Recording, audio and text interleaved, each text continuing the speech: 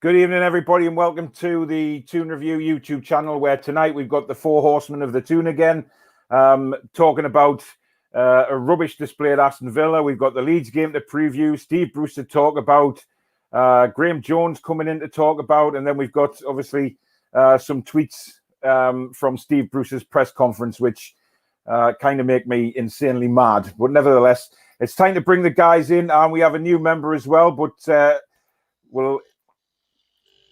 and we've got Barry with us, with Peter and John tonight. How are we doing, guys? Very well, thank you. Done poorly good. Yeah, not too bad. We've got a few comments coming in already, which is great. Evening, everyone, from Thomas.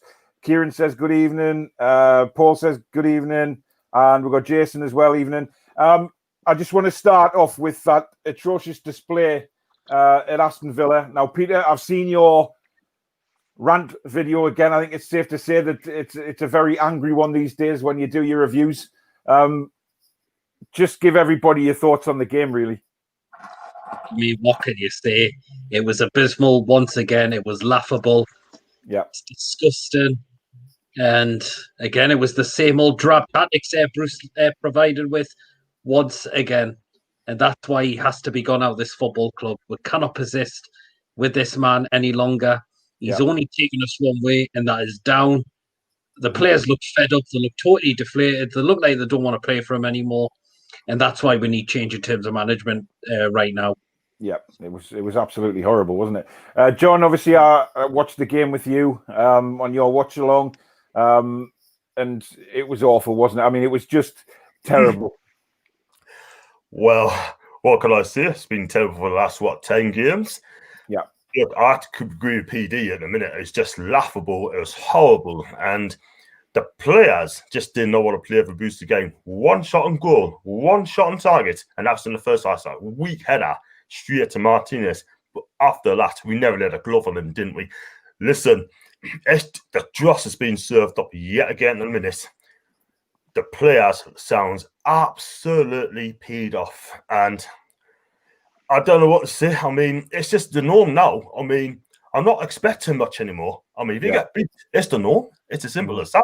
And I said to you, right, back after the Leeds game, we're never going to win another match, another game under this guy, right, as manager, right? And it's been proved to the point in a minute. I mean, it was truly dreadful. I mean, I don't even look forward to the games at the minute, and it's such a shame. I mean, Barry, what was your view on the game? Oh, I tried to write some notes for the show and try to find positives and try to look at it. And the only positive I got was it was 0-0 for 10 minutes. Yeah. That was about the only positive from the whole game. Yeah. I mean, it seems to me that we start the game, it's the same old where we start the game 10, 15 minutes in. We look all right, nothing flashy, but we look okay. Yeah. And then it just goes absolutely downhill after that, and it's just ridiculous. Jake says, good evening. David, hope all right, lads. Good evening to you, David. Liam and UFC, if we keep Bruce, Mike Ashley can forget his 300 million regardless if they win the court case. Yeah, we know that he's taking a massive risk at the minute, certainly with his money. And Mike Ashley, or knowing the Mike Ashley that we've known over the years, money is the most important thing to that man. So when it comes to losing money, it's a shit show at the minute.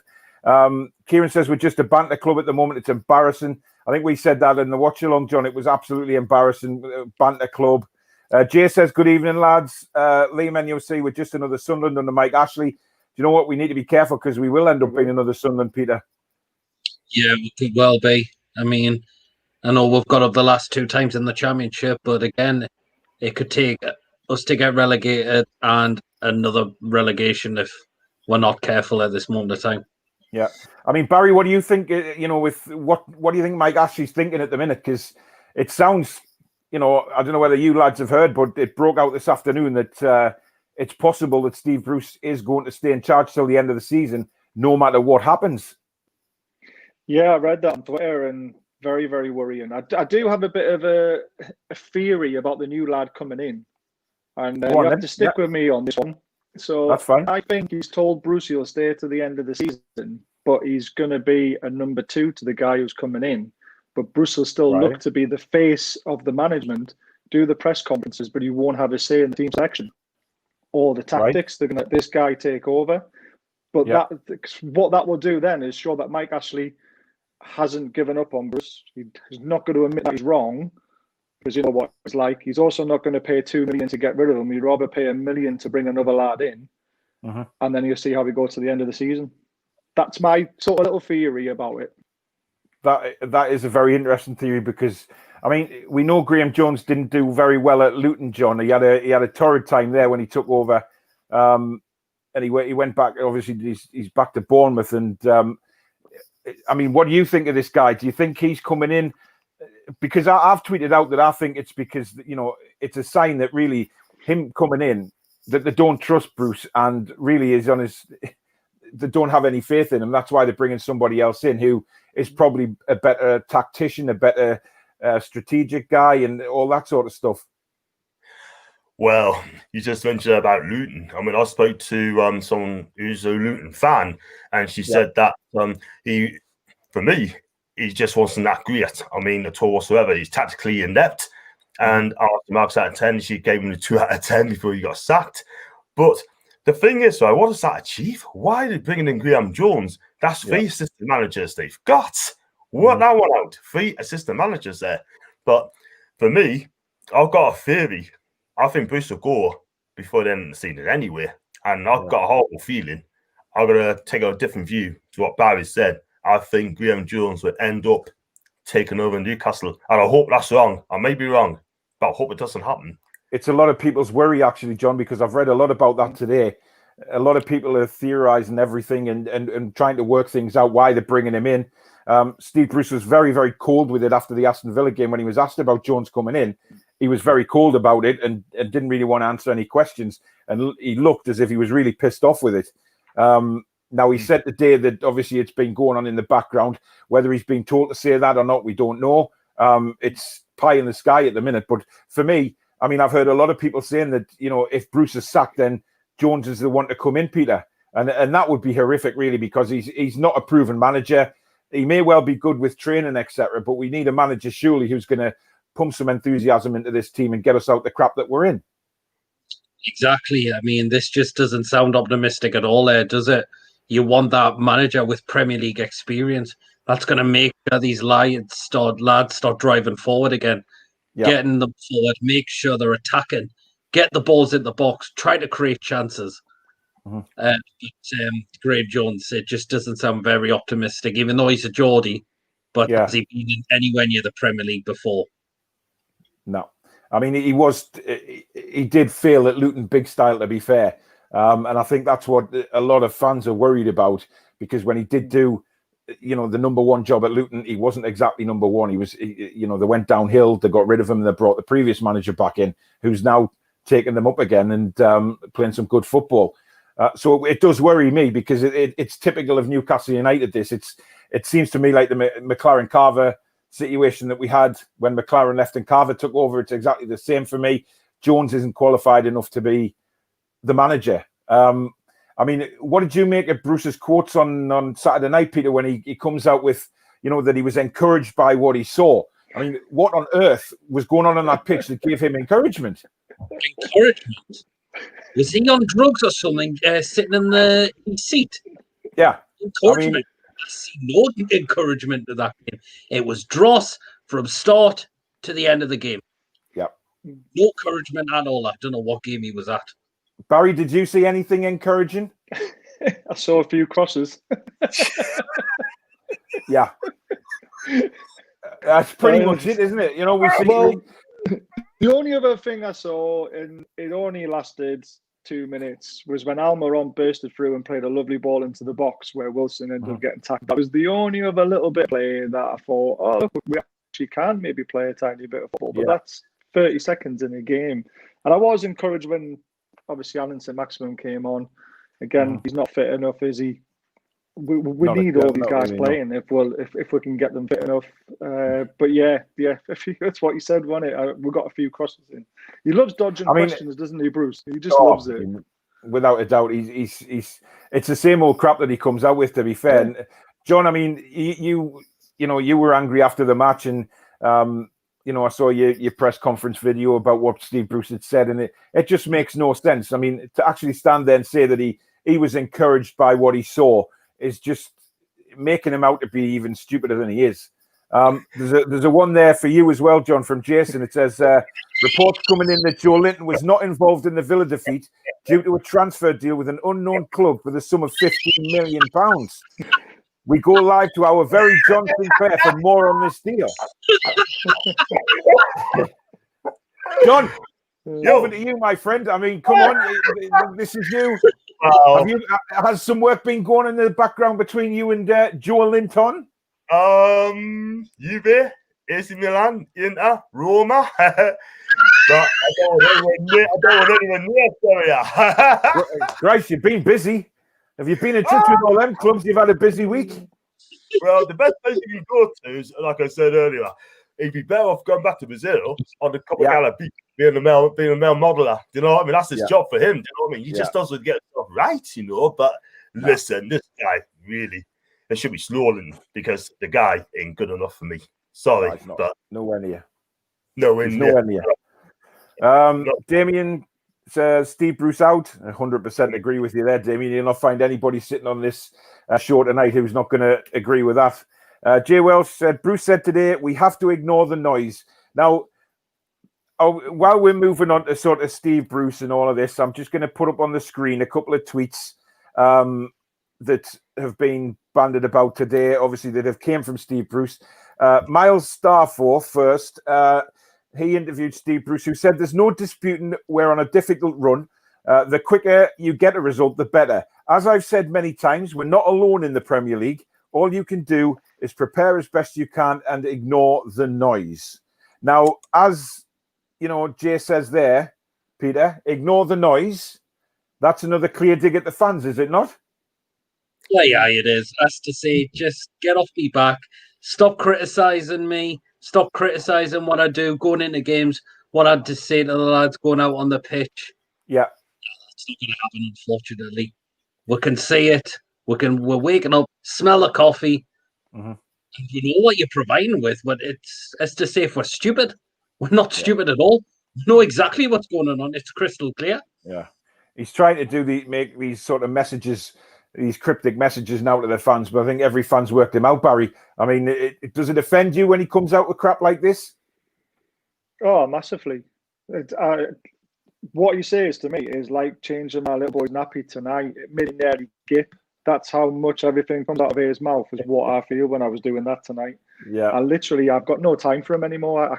Sometimes I can't even listen to him. I know I obviously need to for material for the show and that, but if I could turn him off, I would. I'd put him on mute all the time.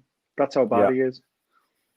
I think we feel the same way, John, don't we? I mean, we're sick of hearing now the same old stuff coming out in press conferences. And what I've noticed when you do your videos, it's very much the same stuff that he's coming out with. And it's very difficult to even talk about because you're listening to him talking the same old spiel week after week. It gives no fan any confidence that we're going to go out there and perform.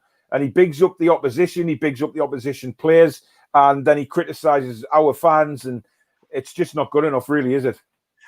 Do you know what it is to Steve Bruce, right? I mean, I'll find this guy absolutely repetitive, absolutely arrogant, and too fierce, too stuck up, right?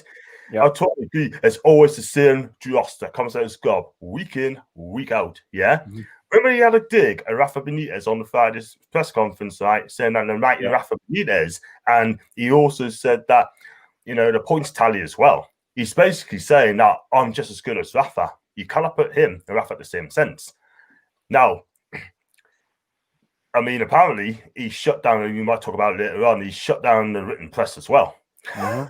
And I'm sorry, you can't do that, man. Because what happened now he's done that. Mm-hmm. The fact that the media, not just the fans, going to tongue on him. Yeah. It just smacks of Newcastle United, though.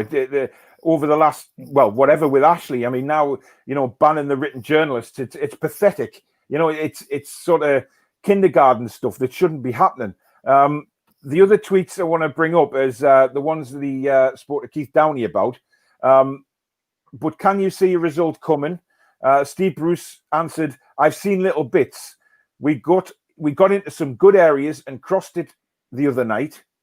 Confidence is a little low, of course. Well, if that's what he saw, that's given him sort of enthusiasm that we're going to get better, is a couple of crosses into the box, we are in nothing but absolute deep poo, to be honest, because, I mean, it's just ridiculous. And then another one there, Steve Bruce confirms Graeme Jones is set to join his coaching staff. We've been looking for it for a few weeks now and hope to get things sorted in the next 24 hours or so. A fresh voice and ideas is not a bad thing. He's also a Newcastle fan. That's what tipped him our way. Now, Barry, something stinks to me with them comments because, you know, the way he reacted on Saturday night, he clearly wasn't happy about Graeme Jones coming in because he deflected it with quite a bit of anger. And then he comes out with that in his press conference today that, oh, you know, it's all rosy. It's a load of bollocks. It's incredible, isn't it? I mean, how much can one person lie in 2 sentences? I mean, he literally looked deflated when he got asked about Graeme Jones the first time. He literally, well, I'm not discussing that. I'm not commenting on it. I'm not doing it. And then suddenly it's all his idea. Yeah. It's like, I've had a bright bulb and that's it. I want to bring another voice in. Oh, we've been talking to him for 2 weeks. It's like, what? I just done through a time machine. Yeah. And then the first one was one I mentioned Liam's just come out with a point there. The questions, doesn't he? Yep, he does. And Liam's just come out with a point there saying Luton Town fans never liked Graeme Jones as he left them in the right state. And he did, because, you know, they went from being a very, very good side to going down and really struggling again. It just stinks. The whole thing stinks, Peter. Oh, it does. I mean, it's just the whole club has now become a massive laughing stock now in terms of without a doubt. In terms of performances on the pitch, ambition, bringing these like extra coaches who we don't need, who are just don't sound very optimistic at all. Mm-hmm. Just shows everything about the club. It's absolutely rotten completely. Yep. Eric, good evening to you. He says maybe Mike Ashley has someone looking for someone who provides even more boring football for us, as he loves nothing more than making us suffer. Do you know what? I wouldn't be surprised, Eric. You know, Mike Ashley is renowned for being an absolute twat when it comes to the fans. And there's no doubt that, you know, he's not arsed at the minute with kicking Steve Bruce out, because if he was, he would have got him out already, John. And the fact that, you know, you look at Chelsea, they've sacked Lampard today, which I find astonishing. You know, the first little bad run that Lampard's been on since he's been at Chelsea, and he's fired. Yet we have a man who has no tactical nous, is completely inept in the job, and is still employed. I just don't get it, John. I'll review all the way. I mean, could someone tell us in the room, please tell us where the cutoff point is to sack this manager.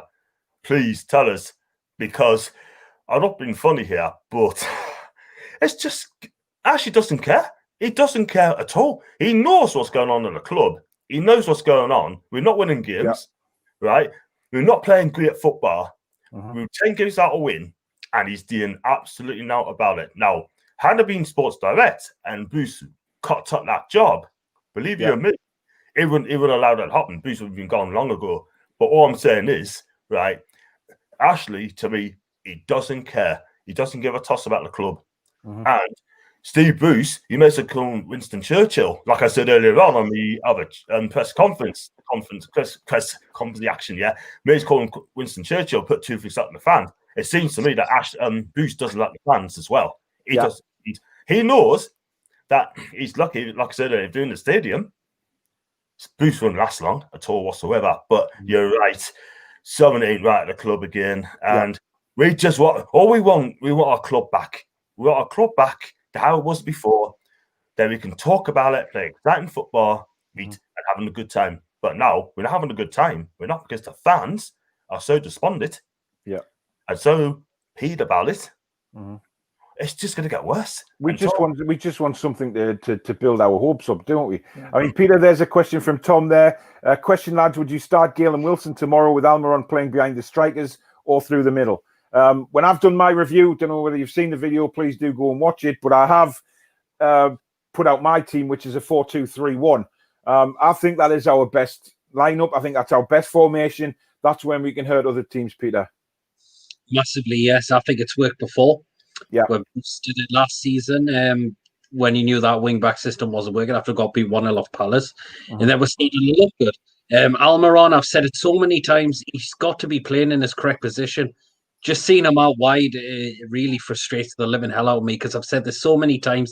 He's not a winger. He's not a one to provide crosses. He's an attacker midfielder to take on players, to drive forward, possibly play through passes to find the likes of Wilson or whoever is making him into the box, or to try and, or when he's also taken on place, to try and get a goal himself.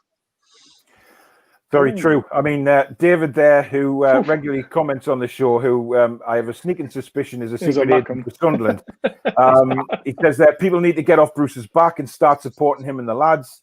I think he lost that support long ago. And even if you are a Sunderland supporter, David, which I'm not sure whether you are or not, but, you know, you're welcome on the show anyway. However, I really do believe that, you know, Steve Bruce has had his chance to get the fans back on board, the ones that weren't on board with him, full stop.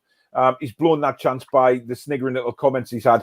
But going back to tomorrow's game, Barry, do you think we should play 4-2-3-1, or would you go 4-4-2?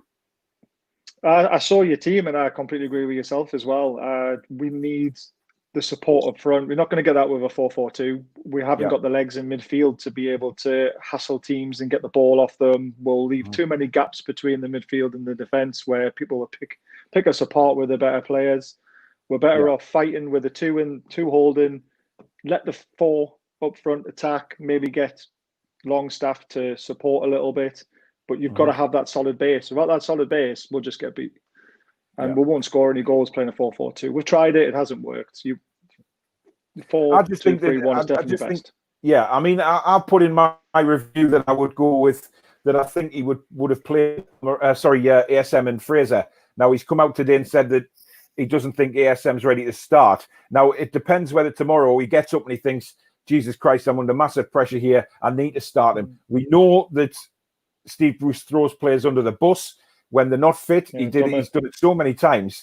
So my worry is that he brings ASM too quick and he's out again for a period of time. Lascelles, we don't know about him. I mean, I've got him in the team, but he looked absolutely dead on his feet, Peter, after the match at Villa. Well, he did, massively. He's been underperforming recently. I've actually included him in as well, because I know that, unfortunately, Federico Fernandez, Kieran Clark, they're unfortunately are going to be missing it, unfortunately. So that's why I do expect him and Lascelles to start alongside Fabian Schär. But what they need to do, both of them, is to start up in their game. I mean, Fabian Schär's clearance for the first Villa goal, I mean, what was he doing there? What on earth was he doing? He'd been known to get goals off the line like he did against Liverpool. And my God, you can tell how much of a dog's dinner he made of that clearance. Well, the whole thing was just a farce, really. Schär's clearance and Darlow coming out like a dolphin, you know, jumping out of water with his neck going up and down, I don't know what the hell he was trying to do. For me, John, I've got Dubravka starting in goal tomorrow, and I said it on my review, on my preview show, that the reason I'm doing that is because Steve Bruce now needs to put out his very, very top players who are fit. I think it's such a shame for Darlow, it really is. But at this stage, he's got to think of his job. We, as fans, have to think of staying in the Premier League. And to do that, we're going to need our very best players. There's no doubting that Dubravka is a better goalkeeper than Darlow.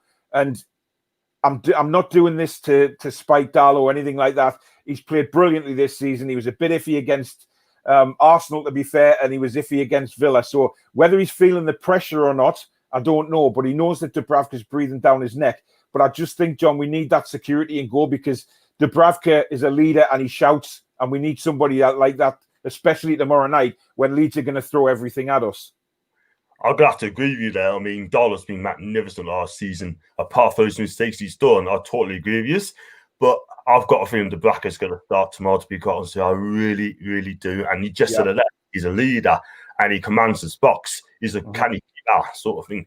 And no wonder top clubs are looking at him anyway over the past couple of years. But listen, I have no problem starting Martin tomorrow. I mean, if he comes in tomorrow, he'll do a canny job. And I think he's the one who could keep us up with his goalkeeping display. So, I'll take him down. Like I said, Darlow, he's done fantastic. He's done well, you know, but there's mistakes is creeping into this game, and that's a shame because he's better than that. I mean, to be honest, tomorrow night's game, I'm extremely worried about our back four. I presume he's going to go with a back four. If he goes with a five, I'll scream. You'll hear my screams from anywhere that you live in the UK. Well, it won't be a scream; it'll be a scream and rage, because we cannot play the five at the back again. I mean, what he did at Villa, putting Hayden back there, made no sense at all. The fact that we had Andy Carroll up front with no recognised wingers to get crosses into the box, it was all just tit for tat. Really, it was terrible. And then, Barry, we've got a question there from Paul saying, what do you think about Bruce saying he doesn't shy away, then not answering the local newspapers' press questions? That's shying away, is it not? Wow. It's just ridiculous, isn't it? This is what we've been saying about Bruce for God knows how long now. He says he's not a quitter, and he's quit about 8 jobs. He's now banning the written press from being able to ask questions, and he's saying that he doesn't shy away from a job. He's not going to walk away. He's just thinking of money, isn't he? He doesn't want to quit his hometown club. He just wants to, well, apparently his hometown club, plastic Geordie that he is. But yeah, he's just a liar. Yeah, exactly. Well, sorry. Go on, John, yeah. Right. You said that he's not a quitter and stuff like that sort of thing, and he's not shying away, and then he's banned. The guy, I'm not being funny, he contradicts himself so many times. It is unbelievable. He says one thing, he's not shy away, and then he goes and bans the written press. He's a contradicting so-so, and he needs to be professional, get on with the job in hand, and answer the questions what the press ask him, right? And if he can't handle it, like I said earlier, if he can't handle it, right, he should walk now, because the job, I said no, the job's too big for him. He's out of his depth, and this job's going to eat him up and eat him up. I think we know the job's too big for him. There's just no doubt in that. I mean, the fact that I think the Premier League is too big for him. Never mind just this team. Yes. I think the whole thing is too big for him. Truls, good evening to you, mate. Bruce should be dragged off the streets of Newcastle and made to apologise to all the fans. Do you know this? I think this is why he says the majority of things that he does say is because he knows the fans can't have a go back because they're not in the stadium. And this is where he gets away with so much, in my opinion. And that's why I think that this is just a model of the man. When people say about him, oh, he's a lovely man, great personality. No, he's not. Because a man of integrity or anybody with sort of any passion for Newcastle United wouldn't dare have a go at the fans as many times as Steve Bruce has. It's absolutely ridiculous. Peter, Tom says there, lads, would you play 4-2-3-1 formation tomorrow night? And would you give Dubravka a chance in goal instead of Darlow? We've pretty much said that 4-2-3-1 is, without doubt, one of our best formations. Are you along the Dubravka route as well, Peter? Yes, I've gone with Dubravka. I know Darlow has been excellent lately, but you can see his last 2 performances were very sloppy and sluggish. Plus, you've got to also realise that Dubravka is the number 1 goalkeeper for a reason why he's got the number 1 jersey as well. So I'm looking to think he could well be back into the start lineup tomorrow. Yeah. Liam says apparently there's a protest tomorrow. I believe there is. Like I said, that people are entitled to do what they need to do. I mean, I know there's a lockdown on at the minute, and there's all that stuff with COVID. So we're not sitting here saying go and protest because we know what the rules are at the minute. It's each to your own, really, when it comes to doing something like that. Personally, I'm staying out the way. I'm staying at home. It's too much of a risk, to be honest. I mean, if the police find out about a protest happening at the ground tomorrow, they're gonna give everybody fines and stuff like that without a shadow of a doubt. And who's going to be laughing then? It's going to be Steve Bruce. When he finds out that there was a protest outside the ground, loads of fans have been fined. Who's going to have the last laugh? It's going to be the cabbage. Paul Patterson, good evening to you. The noise is a Pardew comment, a charlatan. Yeah, I remember I remember Pardew saying it as well.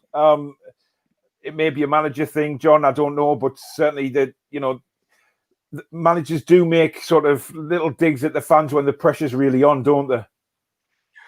Oh, they all do, mate. They all do. I can remember when Pardew said that before. I mean, come on. We're the paying fans, right? And you got an opinion what to say, right? But when you get a manager having to dig at the fans, there's only going to be one loser, right? And that's going to be the manager. You just can't come out and say things like that.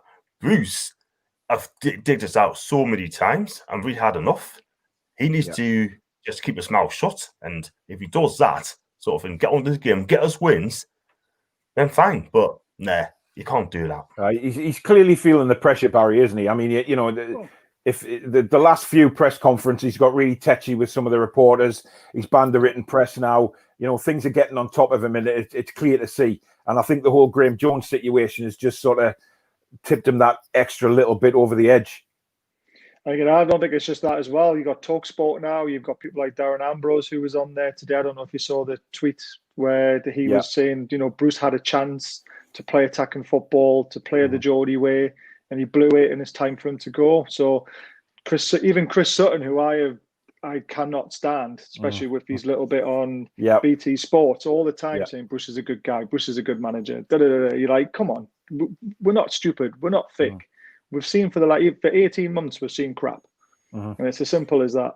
And now they're all starting to see our way. They are now putting pressure on him and saying it's time for him to go. Tony Cascarino as well says he should walk away. So I think he needs to do what's best for everyone. You want that, Pete? Mickey Quinn was another one.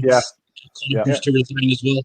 I think Steve Bruce is starting to realise that the tide is turning and there's not as many pundits on his side now. I think because a lot of pundits have realised how blatantly stupid and embarrassing they look when they're talking about backing Steve Bruce. And, you know, all of the UK's football fans are watching Newcastle United and thinking, what the hell are these pundits on about? You know, I've had so many comments on my videos and shows and Twitter from rival fans saying, you know, they feel really sorry for us in the situation that we're in because they know we're a great club, we're a great bunch of supporters. And a lot of the UK's fans do like Newcastle.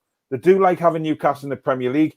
We've got great banter with opposition fans. I think social media has helped a little bit with that because, you know, certainly, you know, there's lots of opposition fans, you know, have subscribed to my channel and subscribed to all you guys. And, you know, it's great. It really is great. And you can all comment on each other's football teams in a sensible way and have a sensible conversation about stuff.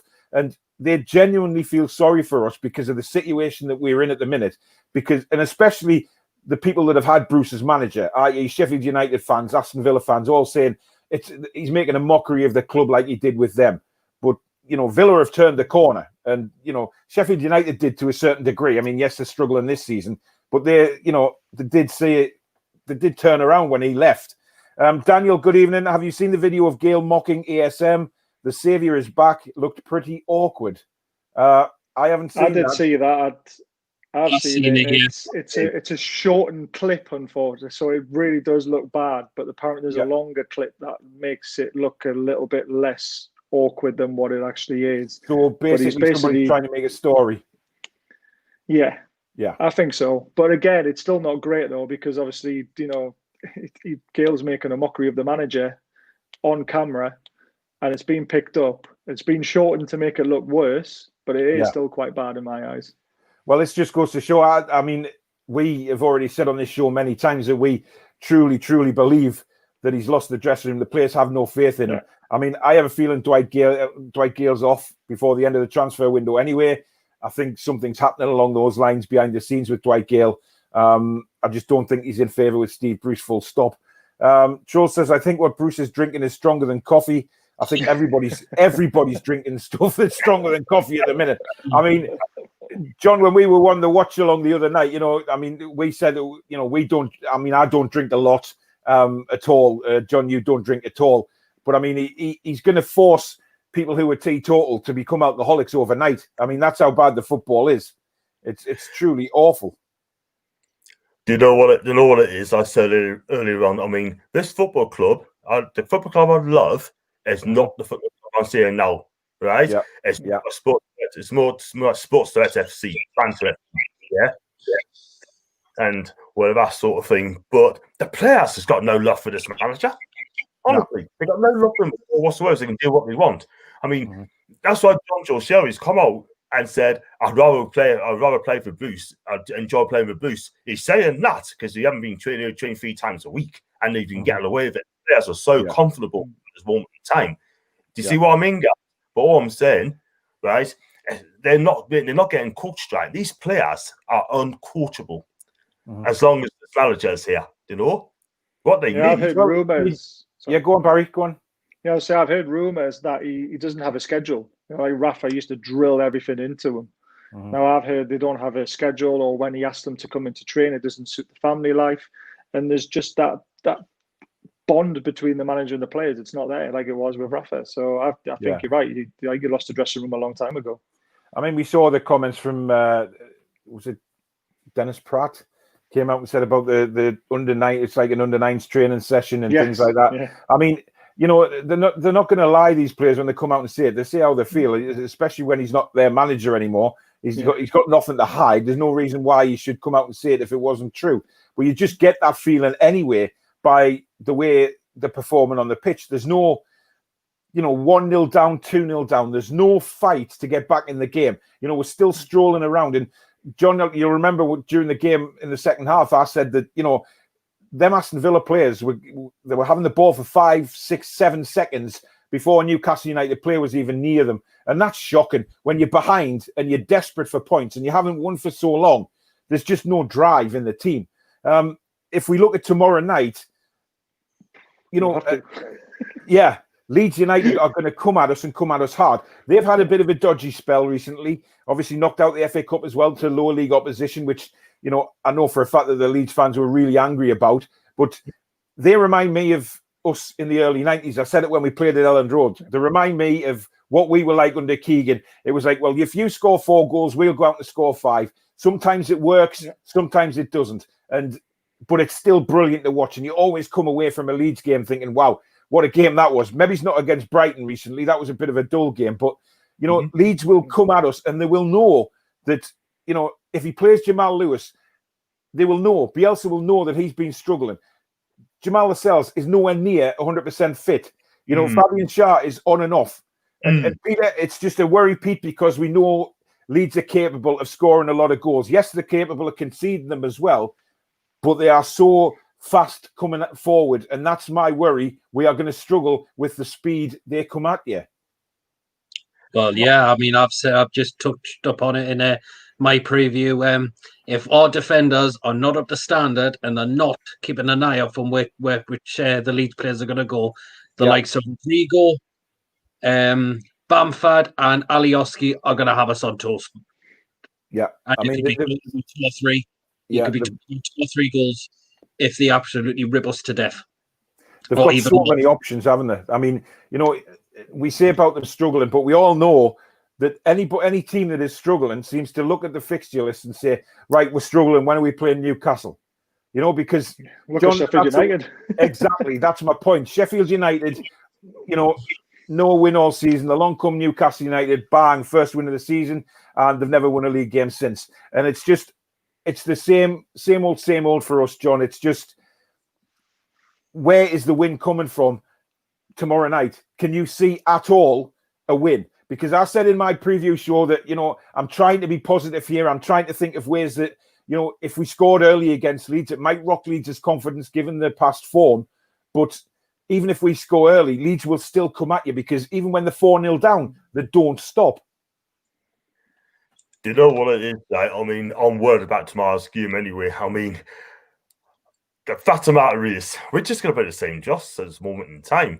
Leeds are a cracking team. I agree with you. Yes, they're scoring goals. They do concede goals, but they're playing entertaining football, and they really get us. But I've got a feeling it's going to be plenty of goals tomorrow. Unfortunately, it's not going to be us.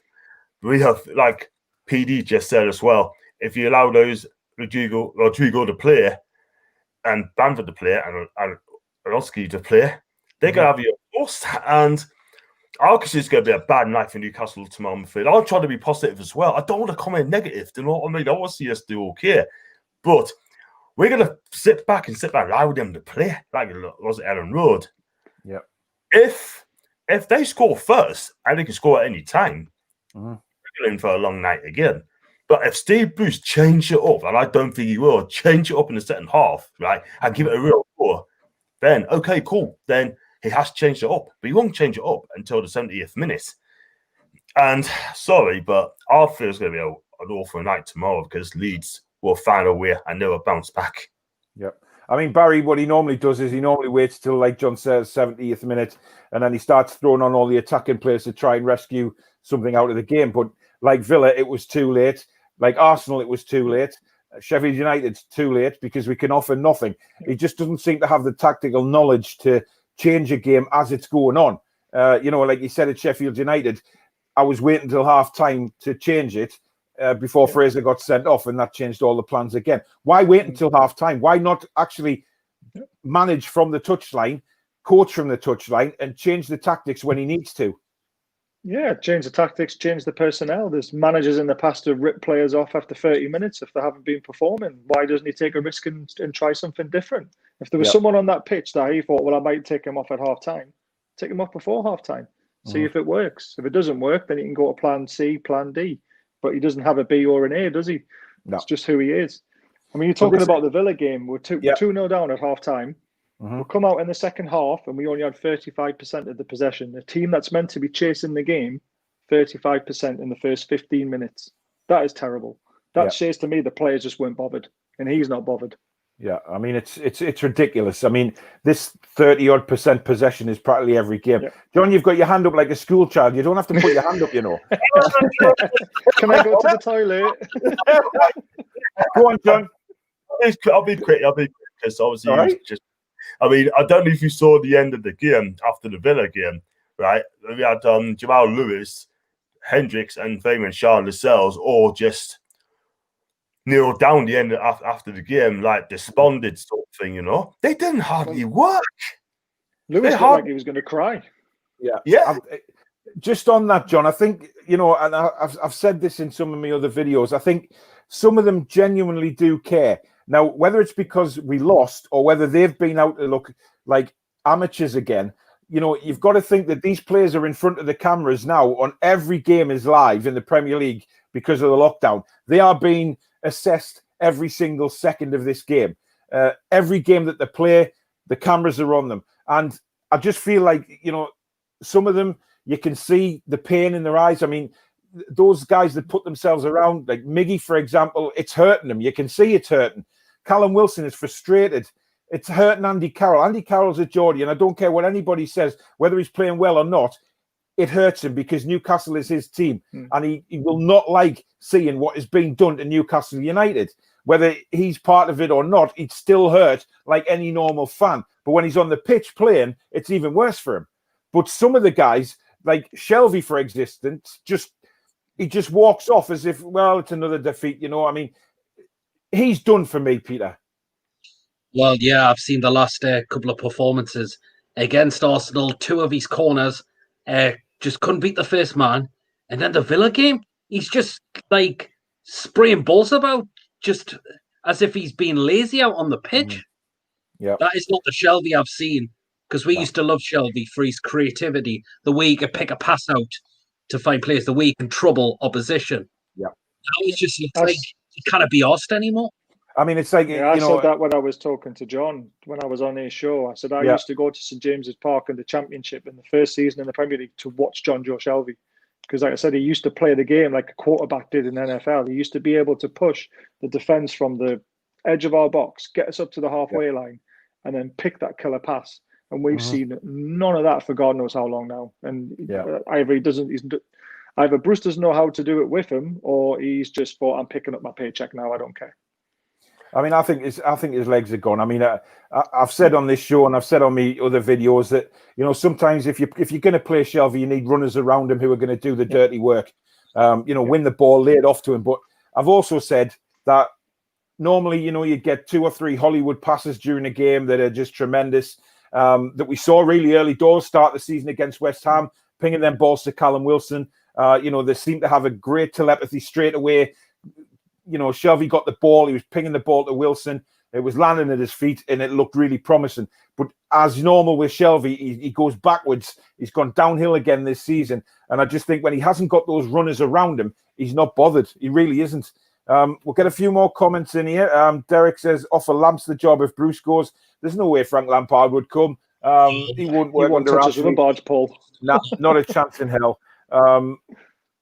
It would be nice, though. Liam says, I've seen Klopp out being trending on Twitter. You know, I've seen that today as well, and it really infuriates me how these fans are so fickle. You know, I mean, I know a lot of genuine Liverpool fans, and not one of them wants Klopp out the door.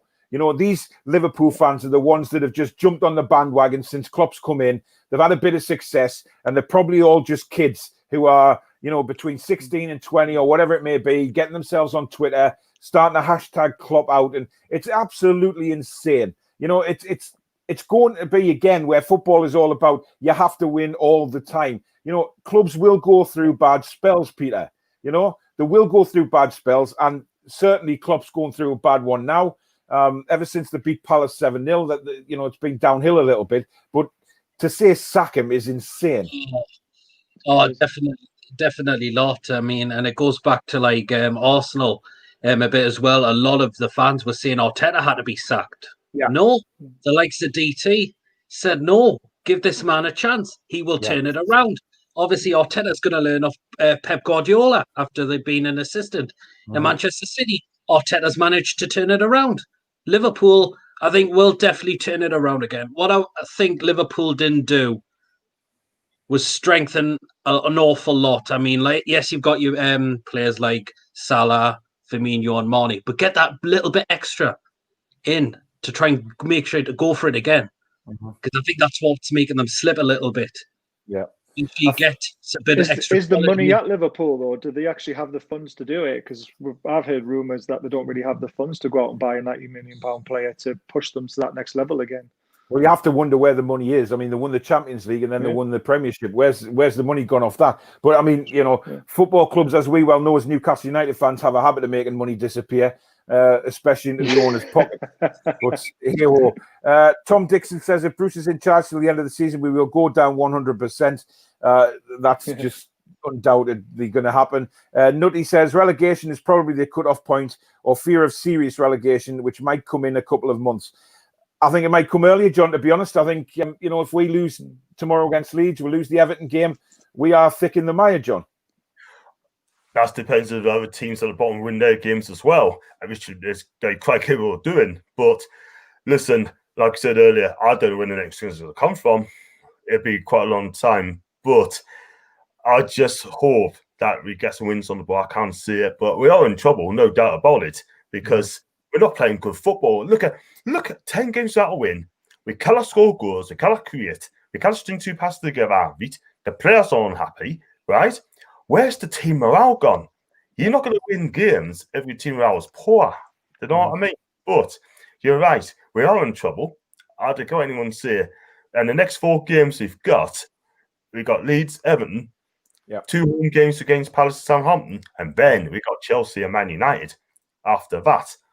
And then we go on to the 6-pointing games, you know, 6-pointer games, you know what I mean? But I'm very worried, Paul. I'm very worried where this game's going to come from. And they're just not playing for Boost at all whatsoever. Yeah. And if you don't play for if you don't play for the manager, if you lose the dressing room, he should have been sacked weeks ago. And Ashley cannot see that. He doesn't get. And Charlie, he's supposed to be in charge. He's supposed to be in charge under Ashley. What's he doing? He's doing out. You don't hear a word doing. Oh, and today, I think the Chronicle is saying that the way Booth's being treated is a bit harsh. No, it's not. I think it's right. Yeah, it's. I think Newcastle at the minute is sleepwalking into relegation. You know, we're in deep trouble. You know, teams below us are going to pick points up all the time. We know it happens. We know there's always a point in the season where teams near the bottom will suddenly pick up a run of form, pick up some points. There's always a couple of teams get dragged into it. But with Newcastle United, it's so obvious to everybody, which is we're going down. And nobody in the coaching staff, nobody in the boardroom seems to realise that. And that's a frustrating thing for us fans. 330 says, so you mean to tell me the guy who we are hiring to help a shit manager is also a shit assistant? WTF, how is this man a millionaire? Well, we don't know about him being a shit assistant. We know that he was a terrible manager at Luton. Now, that was in the number 1 position. What he's like as a number 2, I think he is highly regarded in the Football League as a good number 2. However, for me, this just stinks. The whole thing stinks. We don't need another number 2 coming in, like John said earlier. We need a number 1 who is going to get that belief back in the players, get them fighting blood and sweat and tears for them every game, so the players can look on the sideline and see a manager who they believe in and who they want to actually play for, Barry. Yeah, completely agree. I think, again, another theory, the guy's coming in as a number 2. We'll usher Bruce out, hopefully not too late, and Eddie Howe comes in as the number 1, and then they got the partnership again. Yeah. I think Eddie Howe could be the man to do it, but I would also like to see us take a risk on Thomas Franke, the Brentford manager. I said this 18 months ago. I said I can't see why, the great football they play in the Championship. I know they've never got promoted. They beat us in the League Cup as well. I think that guy has got potential to be a very, very good Premiership manager as well. And I think, given time, he could get us, mid-table quite easily. But the question is, when we say we naming managers, and we've done this a few times on this show, it's where you draw the line under working under Ashley. You know what it is? Yeah. Because managers will talk among themselves and say, "Oh, what was it like to work under Ashley, etc., etc." And he's not exactly going to get a glowing reference on a lot of the managers that have worked for him, apart from the ones that may be the likes of Pardew, Kinnear, etc. But Eddie Howe did come out and say very encouraging things for Ashley, though, hasn't he? Saying that, if you haven't got any money, you find a way for it to work. You find a way of playing football and getting results. So that, to me, screams, give me the job. Well, I mean, I think when we look at it, I think, there's so many theories about Graeme Jones coming in.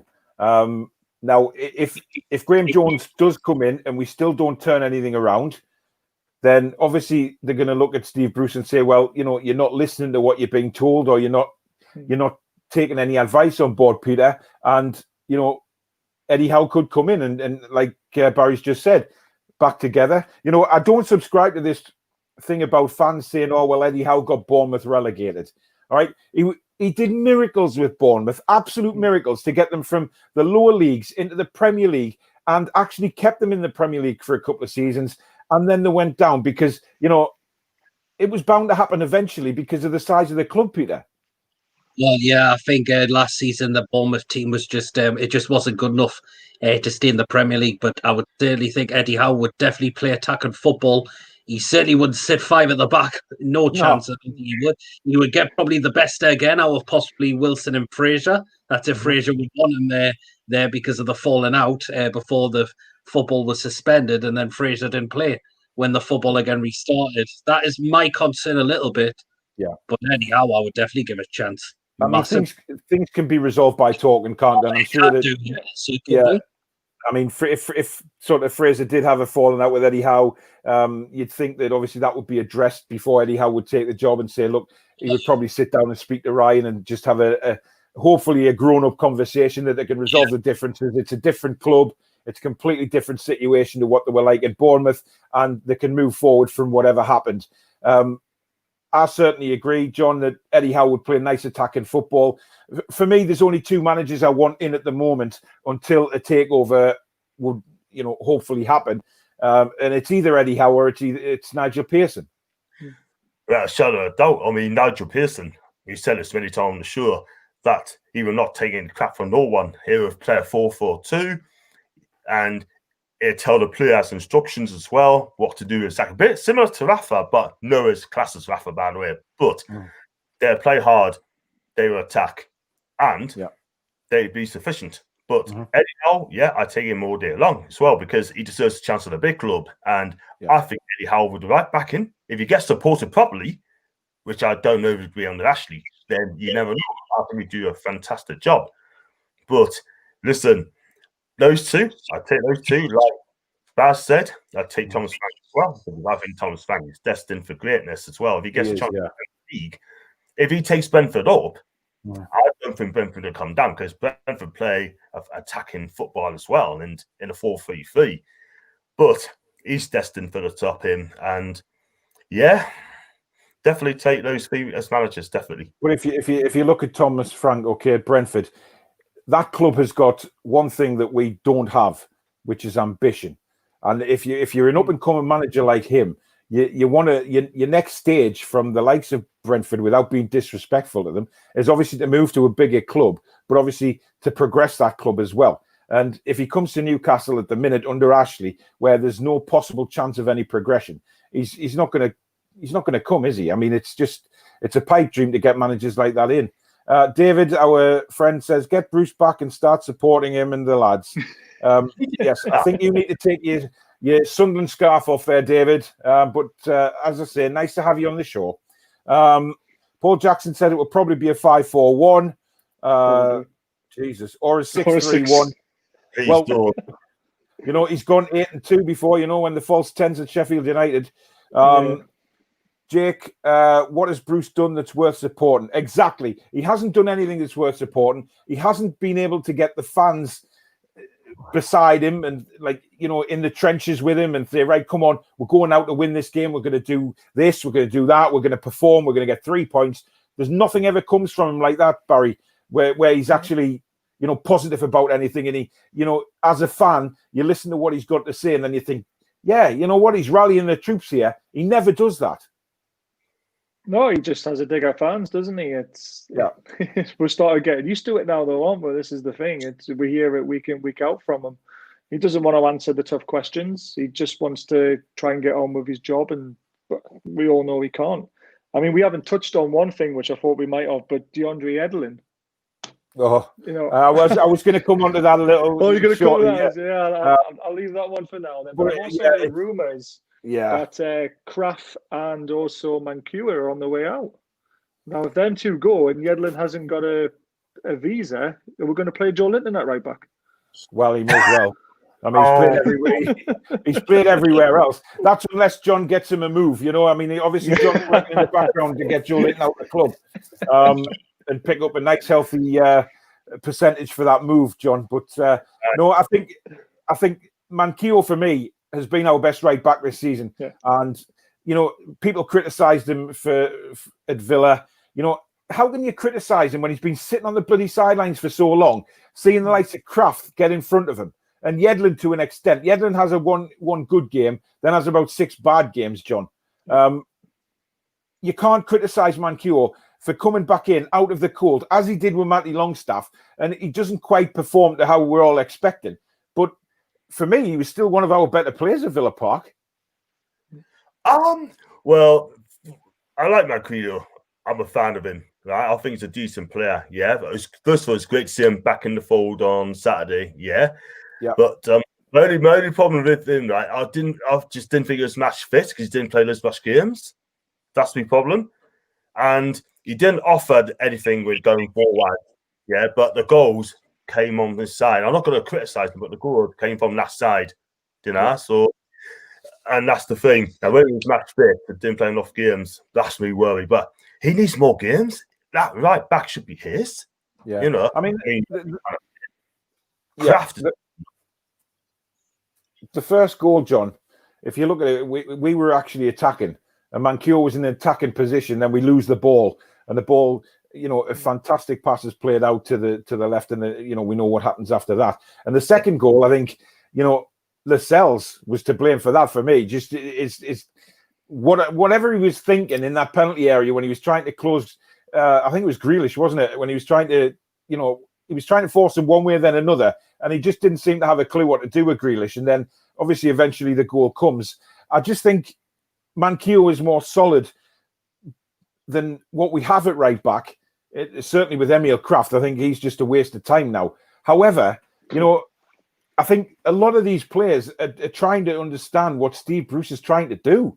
You know, I mean, it's just they seem completely just mind-boggled every time they go on the pitch, and it's embarrassing to watch the players have to go to our manager and say, "What are we doing? Where are we going? What formation are we playing?" It's ridiculous. David again says, I am a Newcastle supporter, but I am supporting Bruce and the lads. David, you're perfectly entitled to support him. If you want to support Steve Bruce, you support him. Everybody has an opinion, and you're quite welcome to it. You know, it just so happens that 99.9% of the Newcastle United fans don't agree with you. But if you're in that 0.1% that supports Steve Bruce, that's fine by us. Tom says, I think 99% of the UK don't support Steve Bruce. Exactly. Never mind just the Geordies. Tom says, with only days left in the transfer window, Newcastle need to invest in a new goal scorer who can score goals. We've got one. Yeah. He's got no service. Yeah, but I do have the feeling we could do with a bit of a backup, because what if Wilson is to pick up an injury? Mm-hmm. I mean, is Joelinton going to be the answer? No. Oh, God. Carroll, my only concern with Carroll at the moment, is he going to stay match fit throughout the rest of the season? That's another concern. Gale, people said, you've said it, he's more of a championship striker. Mm-hmm. And that's not disrespecting Gale. I mean, I just personally think he's more suited to the championship. It's a little bit slower. He gets in the positions a lot better. He's proved over the years. You know, if you look at Gale in the championship, considering, you know, to the Premier League, how many goals he's actually scored in the championship far outweighs the goals he scored in the Premier League. But again, you know, you're right about needing a backup. I don't think Joelinton's the answer at all. In fact, Joelinton shouldn't be anywhere near the first team. You know, but if you look at Andy Carroll, is he going to be fit enough to step into Callum Wilson's shoes if he's injured long term? Probably not. Dwight Gale's probably on his way out, because he's certainly not in favour with Steve Bruce. So yeah, you could say that we do need one who can back up. I think invest in a new goal scorer who can score goals. Callum Wilson is a goal scorer, and he's proved that. He's proved that with Bournemouth. He's proved it with us. He's getting no service, and this is what people need to understand. How on earth is Callum Wilson supposed to score goals if he's not been given the ammunition, John? Well, that's down to the tactics and Bruce's playing. We haven't got natural wingers, haven't we? Jacob Murphy can play on the right-hand side. Matt Ritchie could also play on the left-hand side. They can both cross the bar. They can both cross the ball. But the problem is, right, Bruce don't do that. We haven't got Joe who can play there. He can't cross the ball. Mm-hmm. So if anything, we need wingers that we can get proper wingers and take on players. When's the last time we've seen wingers take on their fullbacks and whipping a decent cross sort of thing on the byline? I've not seen that at all in Newcastle. Well, that's what ASM and Fraser can do, can't they? That's what we're all hoping for, that they get fit and start performing. But Tom comes out with a comment there saying Newcastle are linked with Chris Powell today, the striker. Would you have him? No. He's a Stoke City player. He hasn't scored that many goals this season. I don't know what we're looking at him for. Go on, John. It's Nick Powell, not Chris Powell. Chris Powell was retired years ago, man. Nick, that's right. Yeah, it is. But it's Powell from Stoke, though. And I don't see any reason why we should be going for him, Peter. Oh, definitely not. I mean, if that's what we're going after, my word. It reeks of Hosselu again, doesn't it? Oh God, yeah. I think that's But he's doing well in the Spanish league. He is. But it's like now we're shopping in bargain basements, and for managers and for players, you know, we can't attract the big names anymore. Certainly player-wise, we can't. Manager-wise, no big name manager is going to come and work under Ashley, and certainly big name players are not going to come and work under Steve Bruce and see how badly we've been playing this season and how restricted we are going forward. Nobody's going to want to play for us. Jason says, never fear, Tom Dixon. Good old Brucey has made an inquiry to huge club Stoke City for Nick Powell. Yeah, exactly. Charles says, get Dubravka back. He demands the respect of his team. Yeah, we've all, I think, pretty much agreed that Dubravka needs to come back in without being disrespectful to Darlow. That's just the way it is. We have to play our best players now. Eric says he'll throw on ASM and Fraser when Leeds score. It's obvious those two are most likely to drive game in the final third, but if they're not fit, they're not fit. I was quite, worried when I looked at ASM, and I said this to you, John, on the watch along. When he came on, he just looked so out of it. Normally he has a real spring in his step, doesn't he? And he didn't seem to have that spring. Barry, I don't know whether you noticed that either. It worries me if he brings him on after 55, 60 minutes. He's just, when he's had 11 weeks out, it's not a simple case of just coming back and, yeah, I'm fit, I'm ready to go. No, it's not at all. I mean, he came on for 20 minutes in a lost cause, didn't he? And I think he knew that. I think the desire and the passion wasn't there to drive. He just wanted to get the minutes on under his belt and then hope for better later on in another game, because there was nothing there for him in that game, was there? Nothing. I mean, no. There was something that I read someone's tweet, and it was actually really clever. It said, Bruce, I've never been able to play Ryan and Alan together. He has in 37% of our games and chose not to against Wolves away. In 3 games, he subbed Fraser on for ASM. So instead of taking somebody else off and bringing them on together like he wants. And in 2 games, Fraser was subbed at West Ham and Man United as well. So he's had all these opportunities to play them together. He's saying this is what's going to keep us up, these 2 players on form together, but yet doesn't play them together. He just contradicts himself, doesn't he? I mean, this is Steve Bruce all over. Time. I mean, this is an interesting theory from Jake. He says the Championship will accept the takeover. That's why he's keeping Cabbage Head.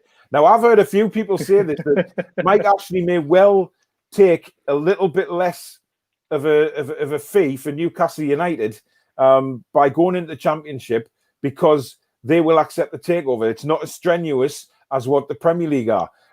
There's all sorts of rumours going around. Obviously, this is always going to happen, but especially at Newcastle United. Yeah. But if he's willing to take 100 million less or 50 million less for the club, it's a possibility that he just thinks, well, I'll keep Steve Bruce. We'll definitely go down. I can sell the club, get me money. Yes, it's a bit of a loss, but at least I'll be able to get the hell out of this club.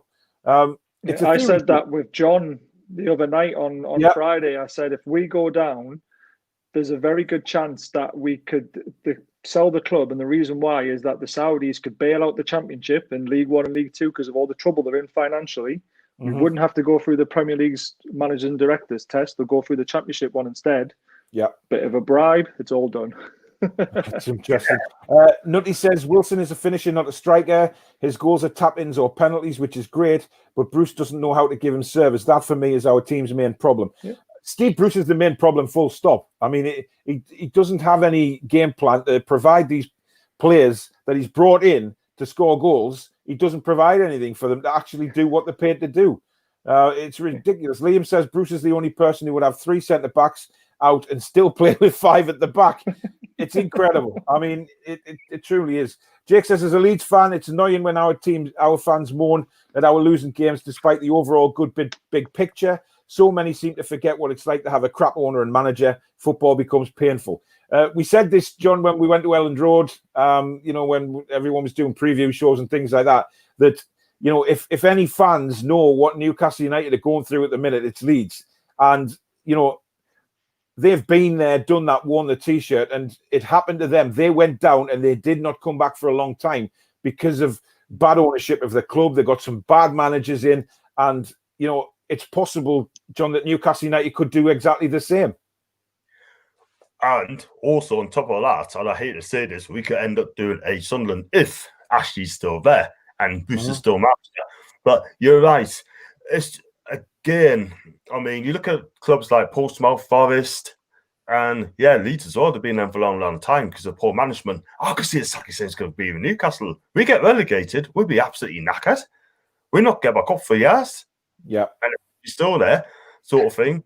It's going to be the same, but I'm worried at the minute if we do go down, but I wouldn't be surprised at the end of the day. But listen, right, I think the crowds will drop, and it's just not going to be the same club anymore, Newcastle. Wayne there. Good evening, Wayne. How are you doing, mate? He's a Leeds fan. Bruce must go. Best of luck after the Leeds game, that is. Obviously, I've had a lot of Leeds fans contact me today saying that they're actually worried about the game tomorrow, and I'm bless them. I'm trying to put their minds at rest, saying they've got absolutely nothing to worry about. But obviously, when you start having a few dodgy results, you're wondering where the next point's coming from. We've been like that for months now, so Leeds fans don't worry too much. Let's have a look. Just jumping on Leeds. Yeah, I mean, I live in York, and I work with a lot of Leeds fans, a lot of Man United fans, a lot of Liverpool fans. I think I'm probably only one of 2 Newcastle fans in the factory, and I get all the Man United fans saying Leeds shouldn't play the way they're playing. Look how hard they went to Old Trafford. They opened themselves up. We absolutely stuffed them. I said, well, they opened themselves up against Newcastle and beat us 5-2. I love watching Leeds play football now. And I keep telling the lads who support them, because they obviously look at results and that's all they think about. Did we win? Did we lose? Are we going to get embarrassed when I come into work? And I said to them, why be embarrassed? You're playing great football. You remind me of the Kevin Keegan eras, like we've said before. You play attacking football. It's so attractive. there's a chance if a team scores 2, you're going to score 4 anyway, and just enjoy it. I mean, he's made Bamford look like a Premiership striker now, because in the Championship he was a bit iffy, wasn't he? He still is a little bit iffy. Everyone hates him in the factory. I don't know why. The old Leeds fans say Bamford's this, Bamford's that. He's not a good finisher. I said, look, he does all the hard yards as well. He brings all the players in around him. Just enjoy the way you're playing football, because if I could get a bit of that back at my club, I would be ecstatic. Yeah, that's all we want, isn't it? Jay says, what's the chances of Joelinton starting? 0, hopefully. We none of us want him anywhere near the team, to be honest. Liam says no one will say anything because it's Liverpool, like when Man United fans say Glazer's out. Exactly. I mean, it's crazy. Jason, there will be a protest, but never fear, the police are Toons too, so they will be joining in at the Cabbage Festival. Quality, Jason, as usual. Yeah, brilliant, mate. You're right. I mean, there's a lot of policemen be Newcastle fans, and I have a feeling that there'll be a few cabbages around St James's Park tomorrow night. There was one on the gate, wasn't there? Someone tweeted a photograph of it. Yeah, I mean, it's getting ridiculous. Tom says, can't wait for the day we're allowed back into St James's Park and get shouting at Bruce. I'm hoping the day we're allowed to get back into St James's Park, mate, that Bruce isn't there. Because if he's still there when we're allowed back in the grounds, we are in the shit. No, I spoke to John about that, and I said, why go back? Why don't we have an empty stadium and just show them how much we absolutely cannot stand the bloke? Because if you go back, you're still putting money into Ash's pocket. Yes, you're going to shout and scream at Bruce, but you're not hitting the bigger man upstairs who we want out as well, just as much. Don't go back. Keep the stadium empty. We spoke about this last week, and I think, what we miss the most is just sort of that going to the game, meeting up with your mates, having a drink, having a banter about football, watching 90 minutes of dross, but then going home again. And it's that match day feeling that everybody misses. But please God, he's not there when we go back to football stadiums. Good evening, lads. Looking forward to the match. Concerned about Wilson up front, but hoping now our defence is back together and we'll be able to stop him. Who are you looking at on the Leeds team? Peter? Leeds. Yeah, the full 11. The ones I picked out is Bamford, Rodrigo, and Alioski. John, who are you particularly worried about? I think the same Rodrigo, Alioski, and who was it? Who was that? Bamford. Those three. And Calvin Phillips is a cracking player as well from midfield. He breaks up the play and his passing ability is good as well. So, yeah, I'll definitely go for those three. Rafinha is a good player as well. I like him. He's he can cause us some problems as well. Anybody from Leeds that you particularly worry about, Barry? Apart from the whole 11. The manager. I think he's just going to play the right football to beat us. And I think he's going to out-tactic Bruce by playing attacking football. He'll pick an 11 and they'll probably comfortably beat us. Yeah. Kendo says Lampard to replace Bruce. I would love it. in the words of Kevin Keegan, I would love it if we got Lampard. But Lampard could be off to Celtic. I know. Yeah, I heard that tonight. Paul Jackson, no, not Lampard. Not a chance. There's not a chance in hell of Lampard coming. Joelinton and Ryan Fraser will probably start tomorrow. Do you know what? I have an awful feeling he's going to start Joelinton on the left. John, I know you're shaking. Everybody's shaking their head when his name's mentioned, but I have a feeling that he's going to start on the left tomorrow. I haven't included him in my preview on my team. I wouldn't dare. You know what I mean? Exactly. But John, when he starts, if he starts tomorrow night, we are starting the match with 10 men. I was just going to say that. I was going to come out and say that we're going to play with 10 men because with him, and I hope the viewers listen to what I'm going to say, right? He doesn't run. He doesn't press. He doesn't tackle, right? He does go for challenges as well. What does he actually do? I mean, he's a big lad, 6'1", 6'2", right? He's a big unit. He should be bullying defenders. And he actually got that. And I said it many a time, the shooting and head is weak. Absolutely weak.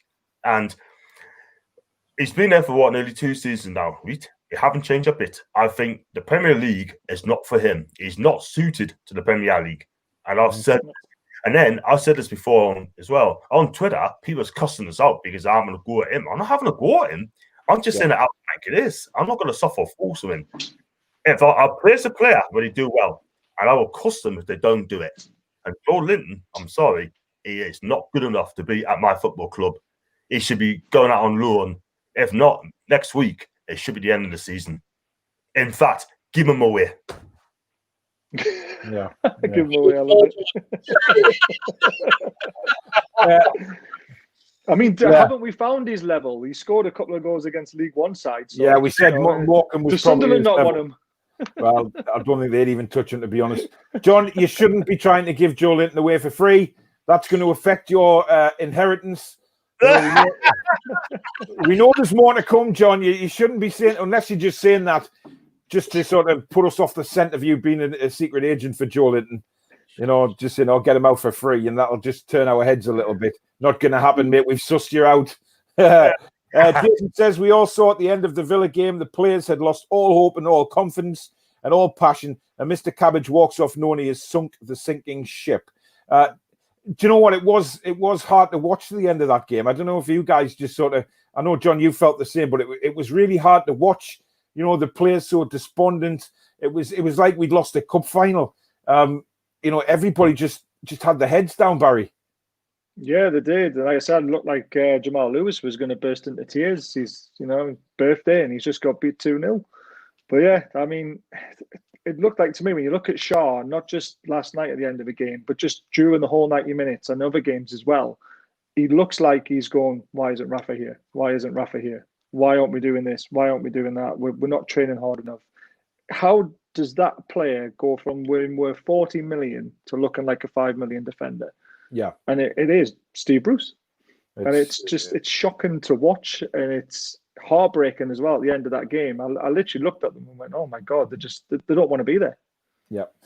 Just sorry if I'm a little behind with the comments. We've had nearly 100 people watching tonight, which is probably a record for this show since we started doing it 3 weeks ago. So it's I'll take all the credit. Yes, exactly, Barry. Thank you very much for getting everybody in. I got you in, man. I can only say thank you to everybody for tuning in. We all really do appreciate it. Like I said, it's going to be every Monday. It's a good show. It's a good laugh, and we hope that we talk a bit of sense and not like some of these YouTube channels like AFTV who really do have blinkers on when it comes to the club. I love you guys, I do, but let's get the blinkers off a little bit. You're not the Arsenal of old. Speaking of Arsenal, over and over and over again, the Positive channel. How you doing, mate? Me and John have appeared on his channel a couple of times. Hope you're doing well down there. John, you're making some kind of signal? It is fantastic, fantastic contents as well. I mean, always, I've spoken to them twice now, and they're absolutely... Yeah, good bunch of lads. They really are. Eric says, I don't think you'll have any wingers. We'll likely play 5-3-1-1 with wing backs. Lewis and probably Kraft. Majority of the team will be joining 5 at the back for large periods of the game. Hardly any shots, etc. Oh, God. It's horrible, isn't it? We're trying to look forward to a football match and trying to get 3 points. And, oh, my God. I think our next win will be Crystal Palace. Do you know what? I'm looking at the Palace game thinking that's probably going to be our best shot to win a football game. But, you've got to remember when we played at Palace, we were god-awful for 85 minutes. And we were lucky. We came alive in the last 5 minutes and scored 2 goals. For me, we were lucky in that game as well. But, Steve Bruce's lucky socks have fallen off. David says, I'm a Newcastle fan. Yes, we know. You've said it once or twice already. Chris Thompson marching on together. Yes, Chris, you don't have to look funny. You've got nothing to worry about tomorrow night. I'm going to say that till the cows come home, and hopefully they'll prove us wrong on the pitch tomorrow.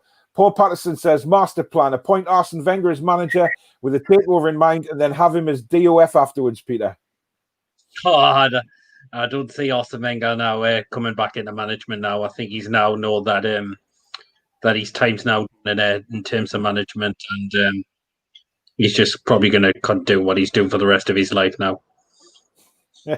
Liam NUFC you sound like Ty from AFTV, David. Yeah, Ty is probably the one with the very, very most blinkers on. So I think David, putting his little comments on, he's very much like Ty. I know Ty I've seen on AFTV. He likes to blame the referees. He said one time the rain spoilt the day. I think that was another one I heard him say. And I think it was last season when they lost 2-1 to Brighton, when Leno got injured from a Maupay tackle. He said, remember he come out and said, Maupay, you're a cheat. I hope Brighton get relegated. Yeah, I know. He's you know, like I say, they're a passionate bunch down there. I love DT and I love Robbie, but you know, and the rest of the guys. You called me similar to somebody else down there, John, didn't you? Was it Lee that you said I was similar to? With me rants? I think he's froze. Oh, there we go. Yes. Oh, he's alive. Are you there, John? I crashed in a minute and it got all funny, but yeah, you felt like DT. Right, okay. Well, we'll move on. You know, I think John's just thinking about the big money from Joelinton. He did this last week. He keeps sort of coming in and out of video because he's just and he keeps saying I froze. I think he's seen them big book signs in front of his eyes. Wayne says Leeds fan here. Bruce must go. Best of luck for the rest of the season after the Leeds game. Chris Thompson, who is also a Leeds fan. Good lad is Chris. Loved your show earlier, Paul. No matter what the score tomorrow, you've got to get rid of that twat Bruce. I really do think he's Jimmy Savile's son. Okay. We'll quickly move on from that comment. Thomas says, Bruce out, out. We want everybody out. Jake says, I don't really buy that we're struggling, to be honest. We had an absolute horror cup game, but Brighton are the first side in the bottom set we lost to so far. We always dip at this point of the season. Jake's obviously a Leeds fan as well. So this is the best time for Bruce to play us. We disagree because we think it's a good time for Leeds to get out of their slump by playing Newcastle United.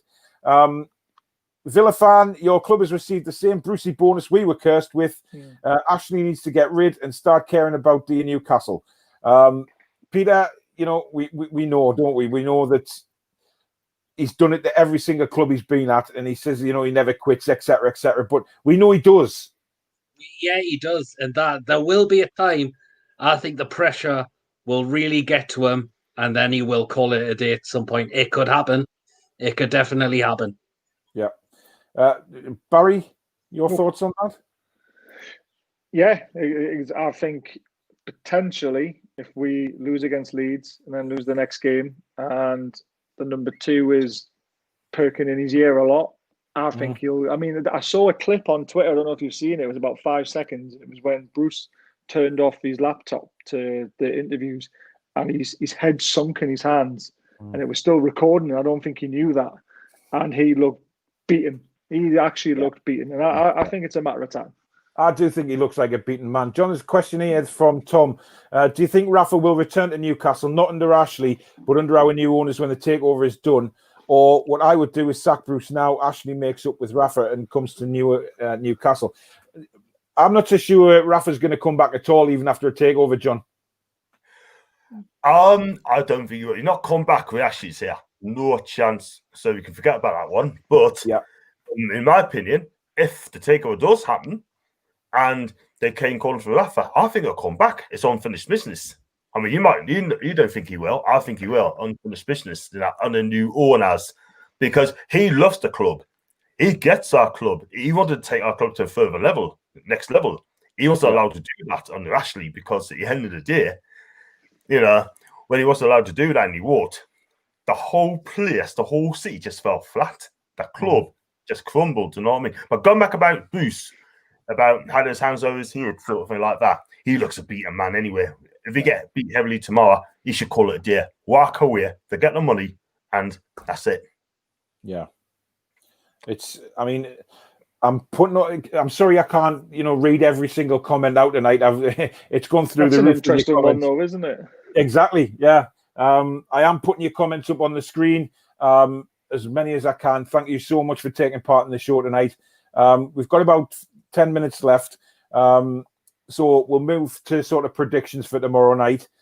Peter, I'll start with you. Do you think when you do your quick thoughts, you're going to be ripping your tactics sheet up again? Oh, God, I hope not, but it wouldn't surprise me if it's the same old crap every time. Unfortunately, I've gone for a 2-0 win to Leeds at the minute. I just can't see anything positive at the moment. I mean, what's to look forward to at the moment now?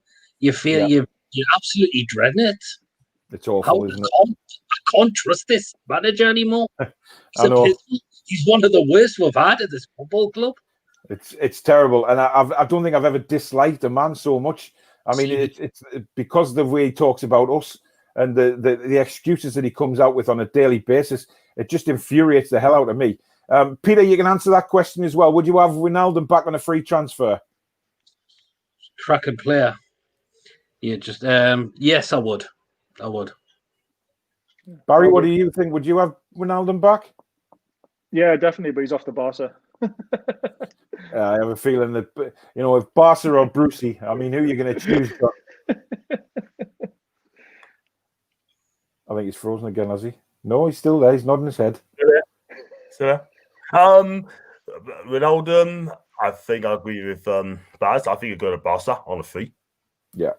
That's what I've heard. I've heard that a couple of weeks now. So a prediction for tomorrow, John. I mean, given how Leeds play, given how we play, given the form we're in, can you see us getting 3 points at all? John, is that Joelinton? I'm going to go 3-0 Leeds. I don't know what's going on. I don't think he picked that one up, Barry, because he's out. I don't think he did. Oh, he's gone. He's disconnected. I think it must be Joelinton. What did you say to him? He's just lost it. Oh, he's going back. Here he comes. Hang on, I've got to let him back in. I don't think he picked that one up. I don't think Sorry. he did. Sorry, no, I just think it's my system again. Sorry, I didn't quite catch the question, man. Are you sure it wasn't Joelinton on the phone and that's why you had to go dark? Have you noticed that though? That That phone of John's has rung twice, and twice he's been disconnected just after it stopped ringing. There's definitely something going on in your house, John. I know. I got a phone for Julian anyway, so I say he's gonna have to wait. So, what was your score prediction, John, for tomorrow? 3-0 Leeds. 3-0 Leeds. Wow, Barry.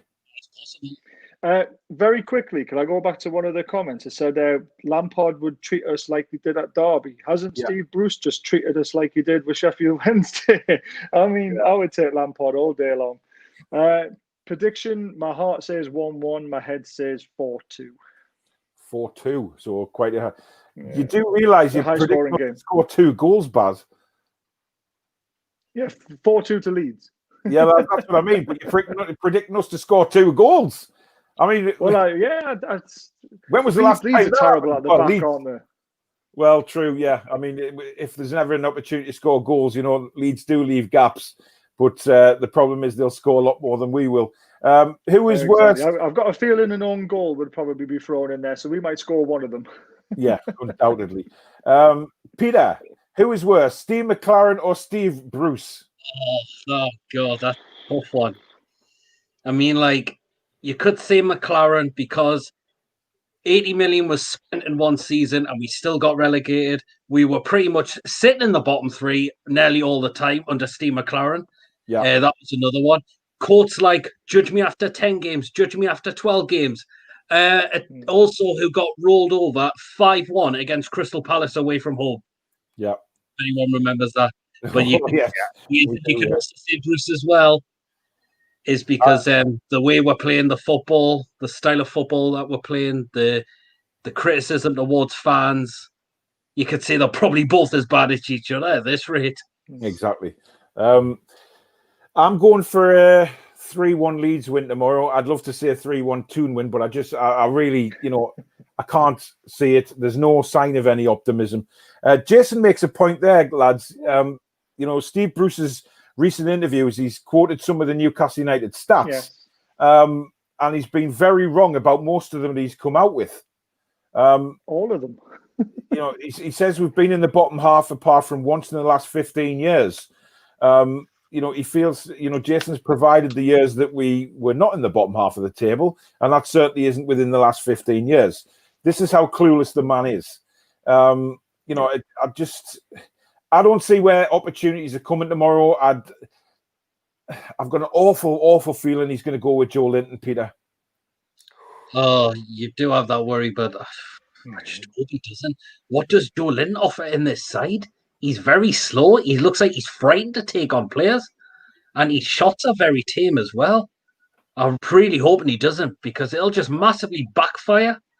Once again, if he starts Joelinton, he offers nothing to this side at all. You know, for me, Joelinton's actually, he doesn't wear football boots. He wears flippers, because I've never seen like the ball bounce off someone like they do with Joelinton. You know, that man, you know, honestly, I've seen quicksand control a ball quicker than him. It's just, the man is just, he's a farce of a footballer. I'm sorry to say it, but, you know, we all wished him well early doors and thought, you know, maybe he'll come good. Maybe he just needs time. You know, the only time now he needs is John to sort his contract out at another club, and away it goes. Andrew Archer says, Steve Bruce is absolutely clueless. We should bring in Eddie Howe and give the players a kick up the arse. Jimmy Bullard as his assistant, John. I get Eddie Howe in, definitely. But what has Jimmy Bullard do? I don't remember him managing, being an assistant or coaching any team. So, no. Yeah, I mean, Eddie Howe, yes, please. Assistant manager, well, not the ones we got in a minute, but I think he'll bring his own. But Jason Trindle is trusted lieutenant, right? He's the number one at Bournemouth. He's doing okay. So, yeah, if it's Eddie Howe, I'd take him all day long. Yeah. I think Bullard's got the character, hasn't he, to get a bit of fun back into the training and get some confidence back in the boys. So it's a bit of a joke assistant, but he is. I mean, you watch Soccer Saturday, he's a great lad. So he is. He is a great lad, and he like you say, he's got the fun aspect, and I think that's what the players are missing at the minute. Just somebody that does offer a bit of kind of fun on the training ground. You know, when the heat is on, you know, the pressure's on them. They just need that person to come in and help them relax, but it's not happening, and you know, that doesn't help when there's nobody at the club like that to sort of shelter the players from, you know, the real stress that they're under. It's a shame. Jason says, anyone seen the new banner just being tweeted outside the training ground, ready for them all in the morning? Unfortunately, not. No. Anybody? Peter, are you within reach of internet? I've not seen it yet. I've not seen that one yet. What players are you worried about from Leeds? Well, we've said basically everyone. We've been relegated before with a better team. That's true. Exactly. Which is why we're going nowhere at the minute. I mean, I don't recall this Newcastle fan base being so down, you know, and you know, that's why we try and do these more kind of upbeat shows, you know, just to try and get rid of the depressive feeling. You know, I know, you know, when you look at John Sinclair, you think, yeah, lovely man, but really he's an undercover agent, you know, so he does bring a bit of fun to the show, obviously, you know, but he does have a hidden agenda on here. There's no doubt about it. But, you know, it's just, Barry, I've never seen the fan base so down as it is now. No, I haven't either. I mean, unfortunately, living in York, I don't see my mates as much as I want, but we've got a WhatsApp chat, as probably a lot of you have got with everyone. And a lot of the lads now don't talk about football because it's that bad. They literally avoid the conversation. Yeah. I've got a few lads who I talk to about football who are really passionate about Newcastle. And even they're starting to turn off games. They just don't want to watch it. They want to put the families through it. Kids are going to go through the window if it keeps on going as bad as it is. I know. Tell us about it. John, so there's one for you. Les Ferdinand. Ooh. After his comment. He's got no coaching experience again. Yes, he's director of football QPR, but at the end of the day, again, I don't think he leaves for the QPR. Yeah. I think he's happy there at the minute. But you never know. If there's a takeover and they approached him, who knows? Yeah, I wouldn't have him after his comment. He was on Bruce's side, wasn't he? I don't know if you saw that on Sky Sports. And that kind of really put a bit of a downer on Sir Les, because he was one of my heroes. A lot of the pundits that go on Sky Sports are sort of told before they go on air, you must say something about Steve Bruce, you know, because so many have come on lately and said such rubbish things. Thomas says, does Barry have a YouTube channel? Unfortunately, I don't. I don't really have the time to do it with 12-hour shifts and having a little one. This is only my third time actually on a channel, and I'm really enjoying just being with you guys, to be honest with you. So if you want to follow me for some strange reason, just follow this show on a Monday night. There you go. Couldn't have put it better myself. Have a look at some more comments. Got a new song, Bruce Baby, You're Driving Me Crazy. I think it's driven. Ken Robinson, good evening, Ken. I would like to put in a shout for Drunken Duncan as manager. He knows what the Geordie fans want, and also he wouldn't take crap from anybody. He also pulled Everton around when they hardly won a game last year. You know, we've mentioned Duncan Ferguson a few times, Peter, on the show, haven't we? And yeah, we did. He would be popular with quite a few of the fans. I mean, I probably wouldn't mind Big Dunk over Steve Bruce, to be honest. Yeah, I wouldn't mind taking a bit of a gamble on him and see what he could do. John, would you take Steve? Would you have a look at Duncan? Definitely. I mean, like PD's just said, I mean, I'd take a gamble on him at this moment in time. I mean, look, he's got passion, he's got the hunger, you know, and he doesn't take any crap from no one. But will he leave Everton? I don't think he will. I think Everton's his home. I think one day he'd like to be a manager at the club, and I just don't think he'll come to us. Him against Ashley, I just don't think they get along, mate. Nah. A very, very interesting one at Ashley against Ferguson. My goodness. Paul says, are you going to do a Newcastle watch along on your channel? I've been asked this quite a few times, and where my camera and studio setup is nowhere near where me television is. I like to watch the game in real time rather than on a stream and be slightly behind. John does the watch-alongs. Peter, I don't think you do you? I've never done a watch-along, but I wouldn't mind introducing it possibly sometime. Yeah. I mean, I will try and do one or two before the end of the season. Definitely, it's just whether I can get everything set up. You know, I've got 3 kids running around as well, which sometimes doesn't help when you're trying to do a live stream and they're singing bloody Roblox and Peppa Pig songs in the background. But you know, it's a stressful life. So I tend to, you know, I do watch. You know, obviously John does the watch-alongs, and I join his channel. I'll probably join him again tomorrow for the Leeds game, because it's good banter when we're doing the watch-alongs as well. You know, we can talk about football and talk about what we're watching and think, right, what would we do in this circumstance? What would we do in that circumstance? And it's good to get different views of, you know, what we would do. And it's also good to see John lose his temper and throw his cap on the floor and, you know, I seem to build up all my rage for me bloody videos. You know, I'm quite calm when I'm watching the match, and then suddenly the match finishes and I come upstairs and I sit in front of the camera and just feel like a bloody volcano. And it just erupts as soon as I press the record button. It's an illness, I think.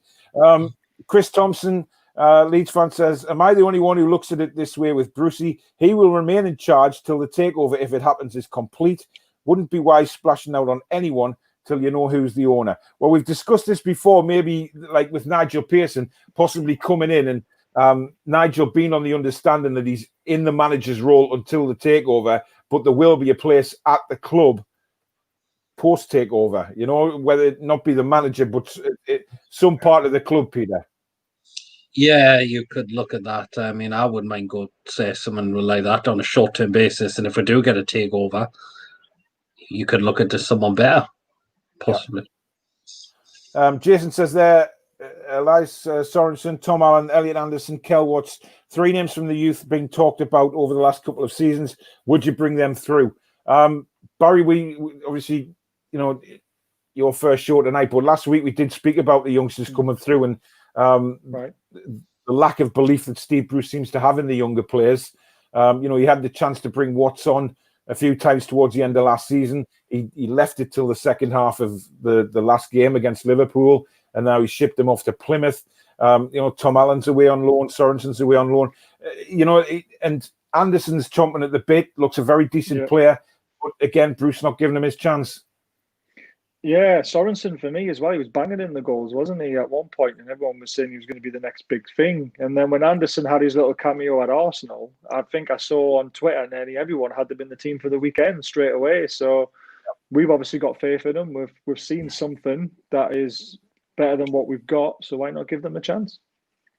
Tom's put a comment there, John. I think last time you got disconnected there, saying he's gone to Sports Direct to buy Joelinton some new football boots for tomorrow.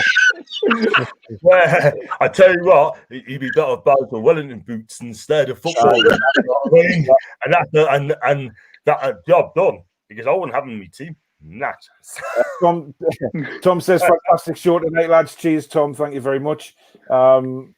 We've gone on a bit longer than normal simply because we've had so many people watching tonight. I want to get through as many comments as we can before we finish up. I would rather listen to Boris Johnson than listen to Cabbage Shed. It's so true. I mean, he's painful to listen to. Brian, good evening to you. Nice to have you watching the show again. Black and white lives matter. Bruce Hoot. You know, you can always trust Brian to come out with a comment like that. You really can. He always puts smiles on people's faces. Hope you're doing well, Brian. Liam says Newcastle 0 Leeds 4. Wow. Tom says a 2-2 draw. Jason says 4-0 to Leeds. This is dire, isn't it? I mean, God Almighty, we are just done as a fan base at the minute, Peter. Oh yes, we are. We need this manager gone. Honestly, it's just draining the life out of us. It's depressing, and you just really can feel it after a game when we're constantly picking defeat up after defeat. It gets to the stage where, you know, we do our videos after the game, and you're sort of thinking, what do I say compared to last video I did? You know, I mean, every time. Exactly. My last 3 videos have just been pure rage and bull. You know, I don't want to do videos like that. I've said it before. I would love to come on after a game, big smile on my face, saying, get in, we've got 3 points. We played really well. You know, hopefully this is a turning point for us in the season. It never works out like that. And it always comes to the point where I sit in front of the camera and I tell myself, right, just, you know, explain that you're not happy to the general public, but don't lose it. And by the time I get to the second sentence, I feel the red, you know, and it's getting like that with every YouTube channel I'm watching now, though, you know, where you think so many lads that are doing the videos and lasses, they're down to earth and totally relaxed. And then suddenly, you know, they get a chance to talk about Newcastle on the channels, and it goes through the roof, John. I'm afraid it is. I mean, what have we got to celebrate at the minute? There's absolutely nothing to be excited about in the club. I looked at other videos as well, and they're just getting down in a minute and not happy. You know, it's just absolutely frustrating. You know, I feel sorry for the people who's got to do the channels as well. You know what I mean? Because they want us to do well, but we're not doing well, and it's just negativities there, and I can understand why. But until they stop getting rid of Boost and get our football back, then this is going to be like this all the time. There's a few fans that have put comments on my preview video wanting us to get hammered so Bruce gets sacked. You know, that's fair enough. That's their opinion. I can never think like that, to be honest. You know, every game that Newcastle's kick off, Barry, I want them to win. Yeah, I have said that a couple of times myself. And then when I'm watching the game, I'm like, come on, please, just do it for me. Please, let's get a point or get a win. Because we can't really be saying things like that, can we? It's our team. If we keep losing, we're going to go down. And I think we'll go down before Bruce is sacked. So we need somehow to get those lucky results that we were getting at the start of the season, and we need to get them quickly. But we've got to, I mean, we've got to get Ashley out. We've got to get Bruce out. Nothing's going to change. But we're such an optimistic fan base, aren't we? We're literally we're wanting Champions League football, aren't we, boys? And then we've got people on come on saying, oh yeah, we're going to get beat 6-2, we're going to get beat 4-0. Where do all the pundits get this crap from? Yeah, exactly. all we want is a bit of optimism. Exactly. You know, it's not a fight. Exactly. I don't know what's going on with my comments. I keep flashing on and off. Jason says, serious question, lads. Does John have a Newcastle shirt, and does it have Joelinton on the back?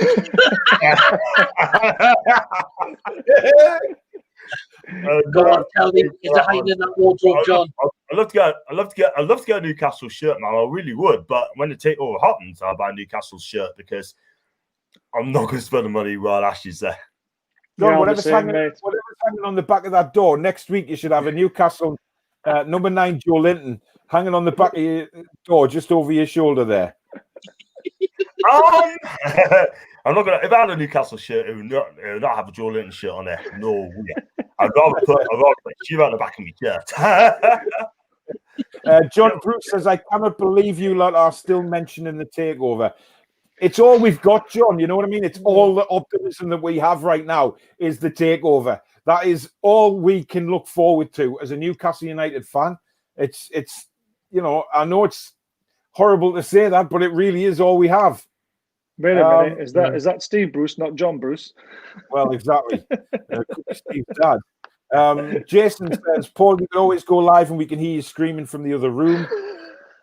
That's fair enough, but I don't think my neighbours would be quite impressed. I think it's bad enough. I mean, my next door neighbour now knows when Newcastle United have lost because about 5 minutes after kickoff, all she can hear is screaming. And she, you know, as long as it's not the kids screaming and it's me screaming, she understands it's Newcastle that have lost. It's come to that. Peppa Pig would be more interesting just now, says John Bruce. Definitely. True. Jay says, John, how close is Joelinton to joining Blythe Butchers?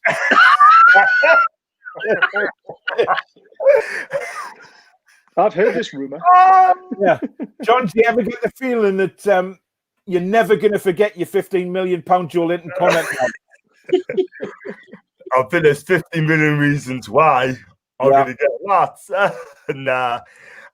Save your money. Save your money.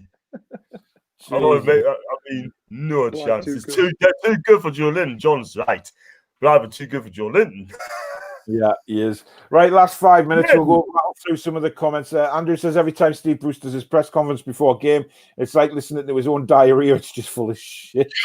Anyone doesn't know, Archer has been a regular on my channel before, and it's always great to have a bit of crack with him. He's appeared in me lot of previews before the first lockdown. He appeared in a lot of them, and obviously a lot of my subscribers and people used to watch, just used to love his crack on YouTube as well. He came on Sharky's channel, didn't he?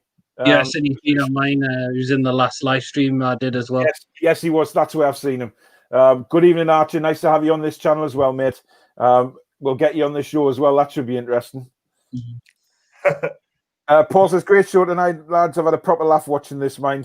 Thank you. That's what it's all about. That's what we try and do. We try to talk sense about Newcastle United, but also have a laugh, because if we can't laugh during stages like this, you know, with Newcastle United and COVID and all of this, if we can't laugh, then, you know, what's the point anymore? You know, we've got to try and come on here and try and entertain people, and hopefully we're doing that. David Tron says, another great show, lads. Thank you very much. Paul Jackson, great talk, lads. Have a great night. Tom says, love these shows. It's getting me through lockdown.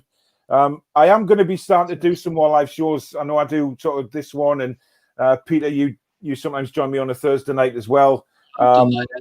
So I'm doing Thursday nights as well, but I might start doing more live streams, obviously, with the lockdown on, and get. I know, John, you're busy sorting out contracts with Joelinton. Barry, of course. Barry, I know you've got a bit of a stressful time with working and kids, etc. So, you know, it's just when people can get on and things like that. But I'd like to think that obviously now the channel's starting to grow, that we can get sort of more live shows done and you know, help each other's channels. Really, that's the whole aim of the game. You know, we're not in competition with each other. We do this YouTube thing simply because we love talking about Newcastle United. I think it's ridiculous for anybody to say you're in competition with any other channel. It's not like that at all. We do this because we love it, you know, and that's why we come. I'm five away from getting 300, guys. 4 subscribers I need. I've just hit 900. I just hit 900 subscribers yesterday. So well done, Peter. Well done to you. You know, I was on before the Leeds game at Elland Road. I was on 261 subscribers, and I think tonight I will hit 800. So nice. That it's a hell of a growth. It's because of what we're doing. You know, people don't want to be sort of bullshitted with anything. They want the honest truth, and you know, we can honestly say it. You know, on certainly Peter, your channel, and John, your channel, we always say it how it is. We're not afraid to say how it is. We wear our hearts on our sleeve, and I think people will rather watch that than watch people sitting in front of the camera, you know, talking nonsense about the club and things that aren't really going on, and or ifs or buts, and you know, it doesn't work like that. if you get true supporters who know what they're talking about, you've obviously got to know what you're talking about. You've got to have that belief that your club is going to turn it around eventually. And we all have that belief. We all believe that somewhere along this dark tunnel, there is a future for Newcastle United somewhere where we can actually all sit and do shows where we're talking about us being in the top half of the table. We're talking about us winning games and things like that. But at the minute, it's not like that. It's down. It's dreary. But that's what I like about a lot of people on YouTube. We come together. We come on each other's shows, and we have a laugh together, and we give everyone else a good laugh, which is what it's all about, John. Exactly. The thing is, it's not just taking it serious. You can have fun on it as well. You do your own contents. I've got plenty of contents to do. Like, a lot of people don't do press conference reactions like I do. You know what I mean? Pre and post ones as well. And there's not a lot that does that. But listen, when I first started it back in January, I only had about 100. No, less than that. But I stopped it for quite a while. And then, on December, it just goes through the roof. And listen, I'll do more content than ever. And it's just fun. I absolutely love what I'm doing. And you guys as well, you're absolutely amazing. Because people like you twos, it's getting us through this, you know what I mean? Without you twos and other people, I can't make this channel. I cannot. Well, the thing is, I think we've all made new, really good friends by sort of YouTube and being on each other's channels, and we've all hit it off. We all have a laugh, and I'm sure when all this COVID stuff's over, there's a lot of people can meet up for drinks and stuff and start going to games together, and and having them friendships that we never thought we would have had before we started doing YouTube. But Jake's in there. John is trying to sort of lessen your price for Joelinton by saying he's the most expensive ball boy in Newcastle's history. Yes, I mean, come on. I mean, that 40 million could have got two players. I mean, I've listened to Mick Laws yesterday with Steve Wraith, and he said that you could buy something like 10 or 11 Robert Lees for that sort of money. Yeah. I like Mick Laws. I think he speaks a lot of sense, and I used to love him commentating on Newcastle. But obviously ill health hit him, didn't it? And he had to stand down. But I always thought he spoke very sensibly about Newcastle. Even the good times, the bad times.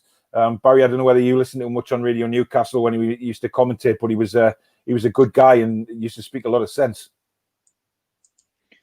Yeah, I used to love listening to the radio back in the day. I don't know how far you go back listening to the radio, but I used to go to Wetherspoon's pub when there was no TVs, no nothing, plug in my headphones into my phone and listen to the match with my best mate. And that's how we used to get the scores. It was brilliant. And the guys on the radio have always been great. Yeah. Always enjoyed I think I can remember as far back as Metro FM doing the commentary before it all changed with them, yeah. I'll always remember the Leeds game when we beat them 4-3 when Nobby scored in the last minute. I did a lap of honour at the Wetherspoons pub. What a game that was. I'll never forget that. I remember, I think I was watching Sky Sports News at the time because I couldn't go to the game because I wasn't well. And I was watching Sky Sports News and I think we were losing at one stage, weren't we? And then we came back as we used to do back then. And Nobby scored the winner, and I just remember jumping around thinking, and then 5 minutes later, remembering I had a stomach bug. Not pleasant. It really wasn't. Tom says, have to get John on more regular. What a laugh tonight. Hey, he's part of this channel. I class him as part of the Toon Review channel. I know he's got his own channel, but, I class, Peter and Barry and Sharky, John, all these guys are part of this channel that has helped me build. That's what I said before. We try and help build each other's channels by, we go on and we talk about football on each other's channels, and that's what it's all about. Like I say, there's no competition on YouTube to see who can get the most subscribers or anything like that. We do it because we love doing it and we want to do it, and we're all good mates and we want to have a laugh, and that's what it's all about. So what I would say is, if Peter's got 900, get those other guys onto John's and get them onto yourselves. Everyone should be following all three of you guys because you've all got the same sort of crack. You all have your own individualities and you bring your own style to it. But let's get everyone following all three of you. I think John's been seen as the kind of, the Lee Evans or the sort of Michael McIntyre of the group. But if anybody ever wants cheering up, you know what I mean, they just have to watch John. He's great at what he does. Peter is also getting more and more hilarious as weeks go by. The more we lose, the more angry Pete gets. And I will, like last week when he ripped up that tactics sheet, it was the funniest thing I've seen in a long time. Because it was just so unexpected, because the video starts with Peter holding these bits of paper, and then suddenly he just rips them up and throws them over his head, and then starts the video. It's just fantastic viewing. So if you haven't seen it, check out his channel. It was after Sheffield United, wasn't it? No, it was Arsenal after one of the Arsenal ones. Yeah. Check. Someone put some music to it. I can show you the link. I could put the link in if anyone's not seen it. Yeah. I'll put John's and Peter's channel links in the description anyway. But please do check it out, because it's just the anger on his face is just incredible. Andrew says, looking forward to joining your stream sometime. I've subscribed to both you and John. I'm loving the show and the banter. Cheers, Archer. We'll definitely get you on, mate. I'll probably get you on when Peter's on as well. So we'll want to have a look at it. All right, last couple before we go, lads. We're on BT Sport tomorrow, so good old Jake Humphrey will say what we were all thinking. I have a lot of respect for him. Yeah, he's the only one that really talks a lot of sense about Newcastle United, to be honest. Sam says, even lads reckon you'll beat us tomorrow. We tend to struggle against sides who are in a barren run of form. Yeah, that's most sides. This is Newcastle United, so nothing to worry about. Sheffield United, pal. That's all you got to say. Exactly. James is generally scared about tomorrow. I think we'll get handsomely beaten. We'll also get relegated, which ends a chance of a good takeover. I'm not sure it'll end the chance of the takeover. I just think it'll end the chance of us coming straight back. I don't believe we will, because I think it'll take too much rebuilding, Peter. Oh, you definitely will do. I mean, don't guarantee that will come straight back up. I mean, I think we'll lose a lot of big players as well. Yeah, I think we'll lose everyone. It'll be a total rebuild, won't it? I think there's far too much to do inside the club, outside the club, in the boardroom, training ground, etc. The whole thing needs to be just dissolved and rebuilt. That's what it's come to now. Certainly, the training ground needs to be knocked to the floor and rebuilt. That's never in doubt. Even lads reckon you'll beat us tomorrow. We've seen that one from Sam. Here is a joke for John. What is Emil Kraft's second name? Emil Kraft. Yeah, I've heard you say that a few times on your channel. Jason says, least I can say for John, he likes to dust himself down, roll his sleeves up, and he goes again every week, determined to get that blasted £15 million for his number one kid, Joe. Barry, I don't know if you know this, or any people who didn't see the show a couple of weeks ago. We all made a pact that we weren't going to say roll your sleeves up during the show. And halfway through, John went and said it. So I actually chucked him out of the live stream for 5 minutes. He was pointing at a dude fist. Sharky sort of brought it. Sharky clicked onto it straight away. You sound like Steve Bruce, eh? John, you sound like Steve Bruce. Yeah. He was off the live stream. He was gone, completely gone, banned for 5 minutes. And then last week he goes and says about the 15 million quid for Joelinton. He's never going to forget it. Put it that way. I think even people watching now putting comments on, knowing that they've got him over a barrel with these comments, and he's never going to be made to forget them. So it's just tremendous. Geordie, I wondered where you were. Even lads, if we got that the stream was tonight, but don't worry, you can watch it on the rerun, mate. I'm sure you will. Sam says, what are your lads' thoughts on Bielsa? I think he's a good manager. I think he plays great football. And the final one from Jay says, rumours Matt Ritchie heading to Bournemouth. It's going to be a swap deal, isn't it? Yeah, there's some talk of a swap deal. Again, no. No, from me. But I don't know if we can do with losing Matt Ritchie. I think I think he's a grafter. He likes to give 110%. That's what I like about the guy. The thing for me about Matt Ritchie is that he's an absolute workhorse, and I've got him in the team for tomorrow at left back simply because of his engine to get up and down the pitch, which I think we need tomorrow because of the way Leeds come at us. I know he's not a proper left back. I just think he's got the engine to get up and down. Jason says it's harsh to pick on John, Joelinton, Sinclair. There's your middle name, buddy. You've got it. 100% Mags. Good evening to you, buddy. Hope you're well. How are you, John? You let all the lads down. Johnny, you're getting some flax on tonight. Tom Dixon says, I think we won't go down. We have too many good players. We've said that about a lot of teams who've been relegated. Ken says, if we get relegated, John will be a happy man because Joe from Linton will be the only player we will have left as nobody will want to take him. I'm gonna flack you now. Never going to live it down. Never going to live it down.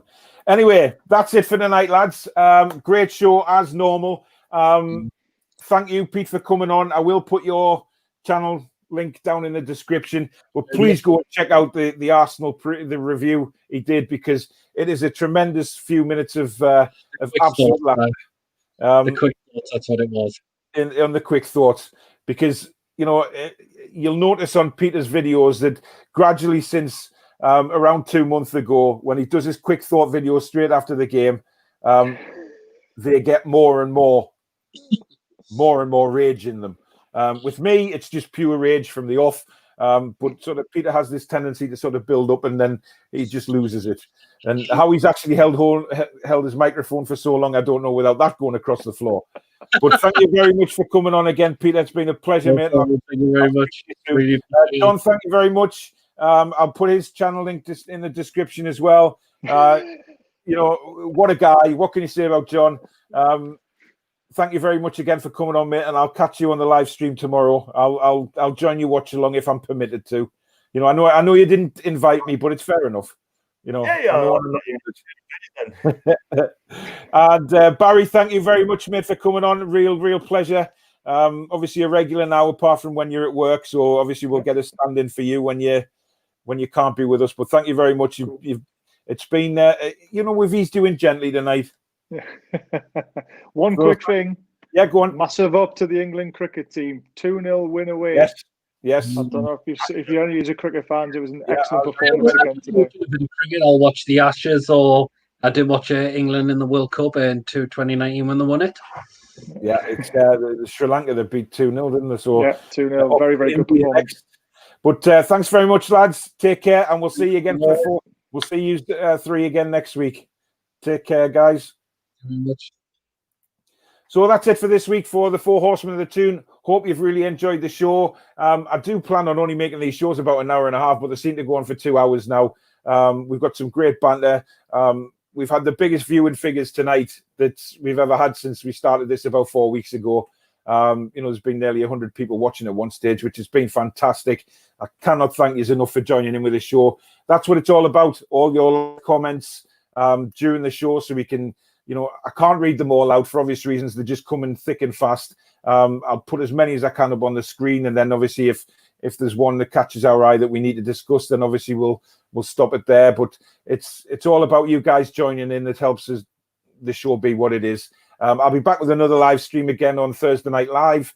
Obviously, I'll be doing my review of the match tomorrow night, straight after the game. So whether that will be a bad-tempered one, I don't know.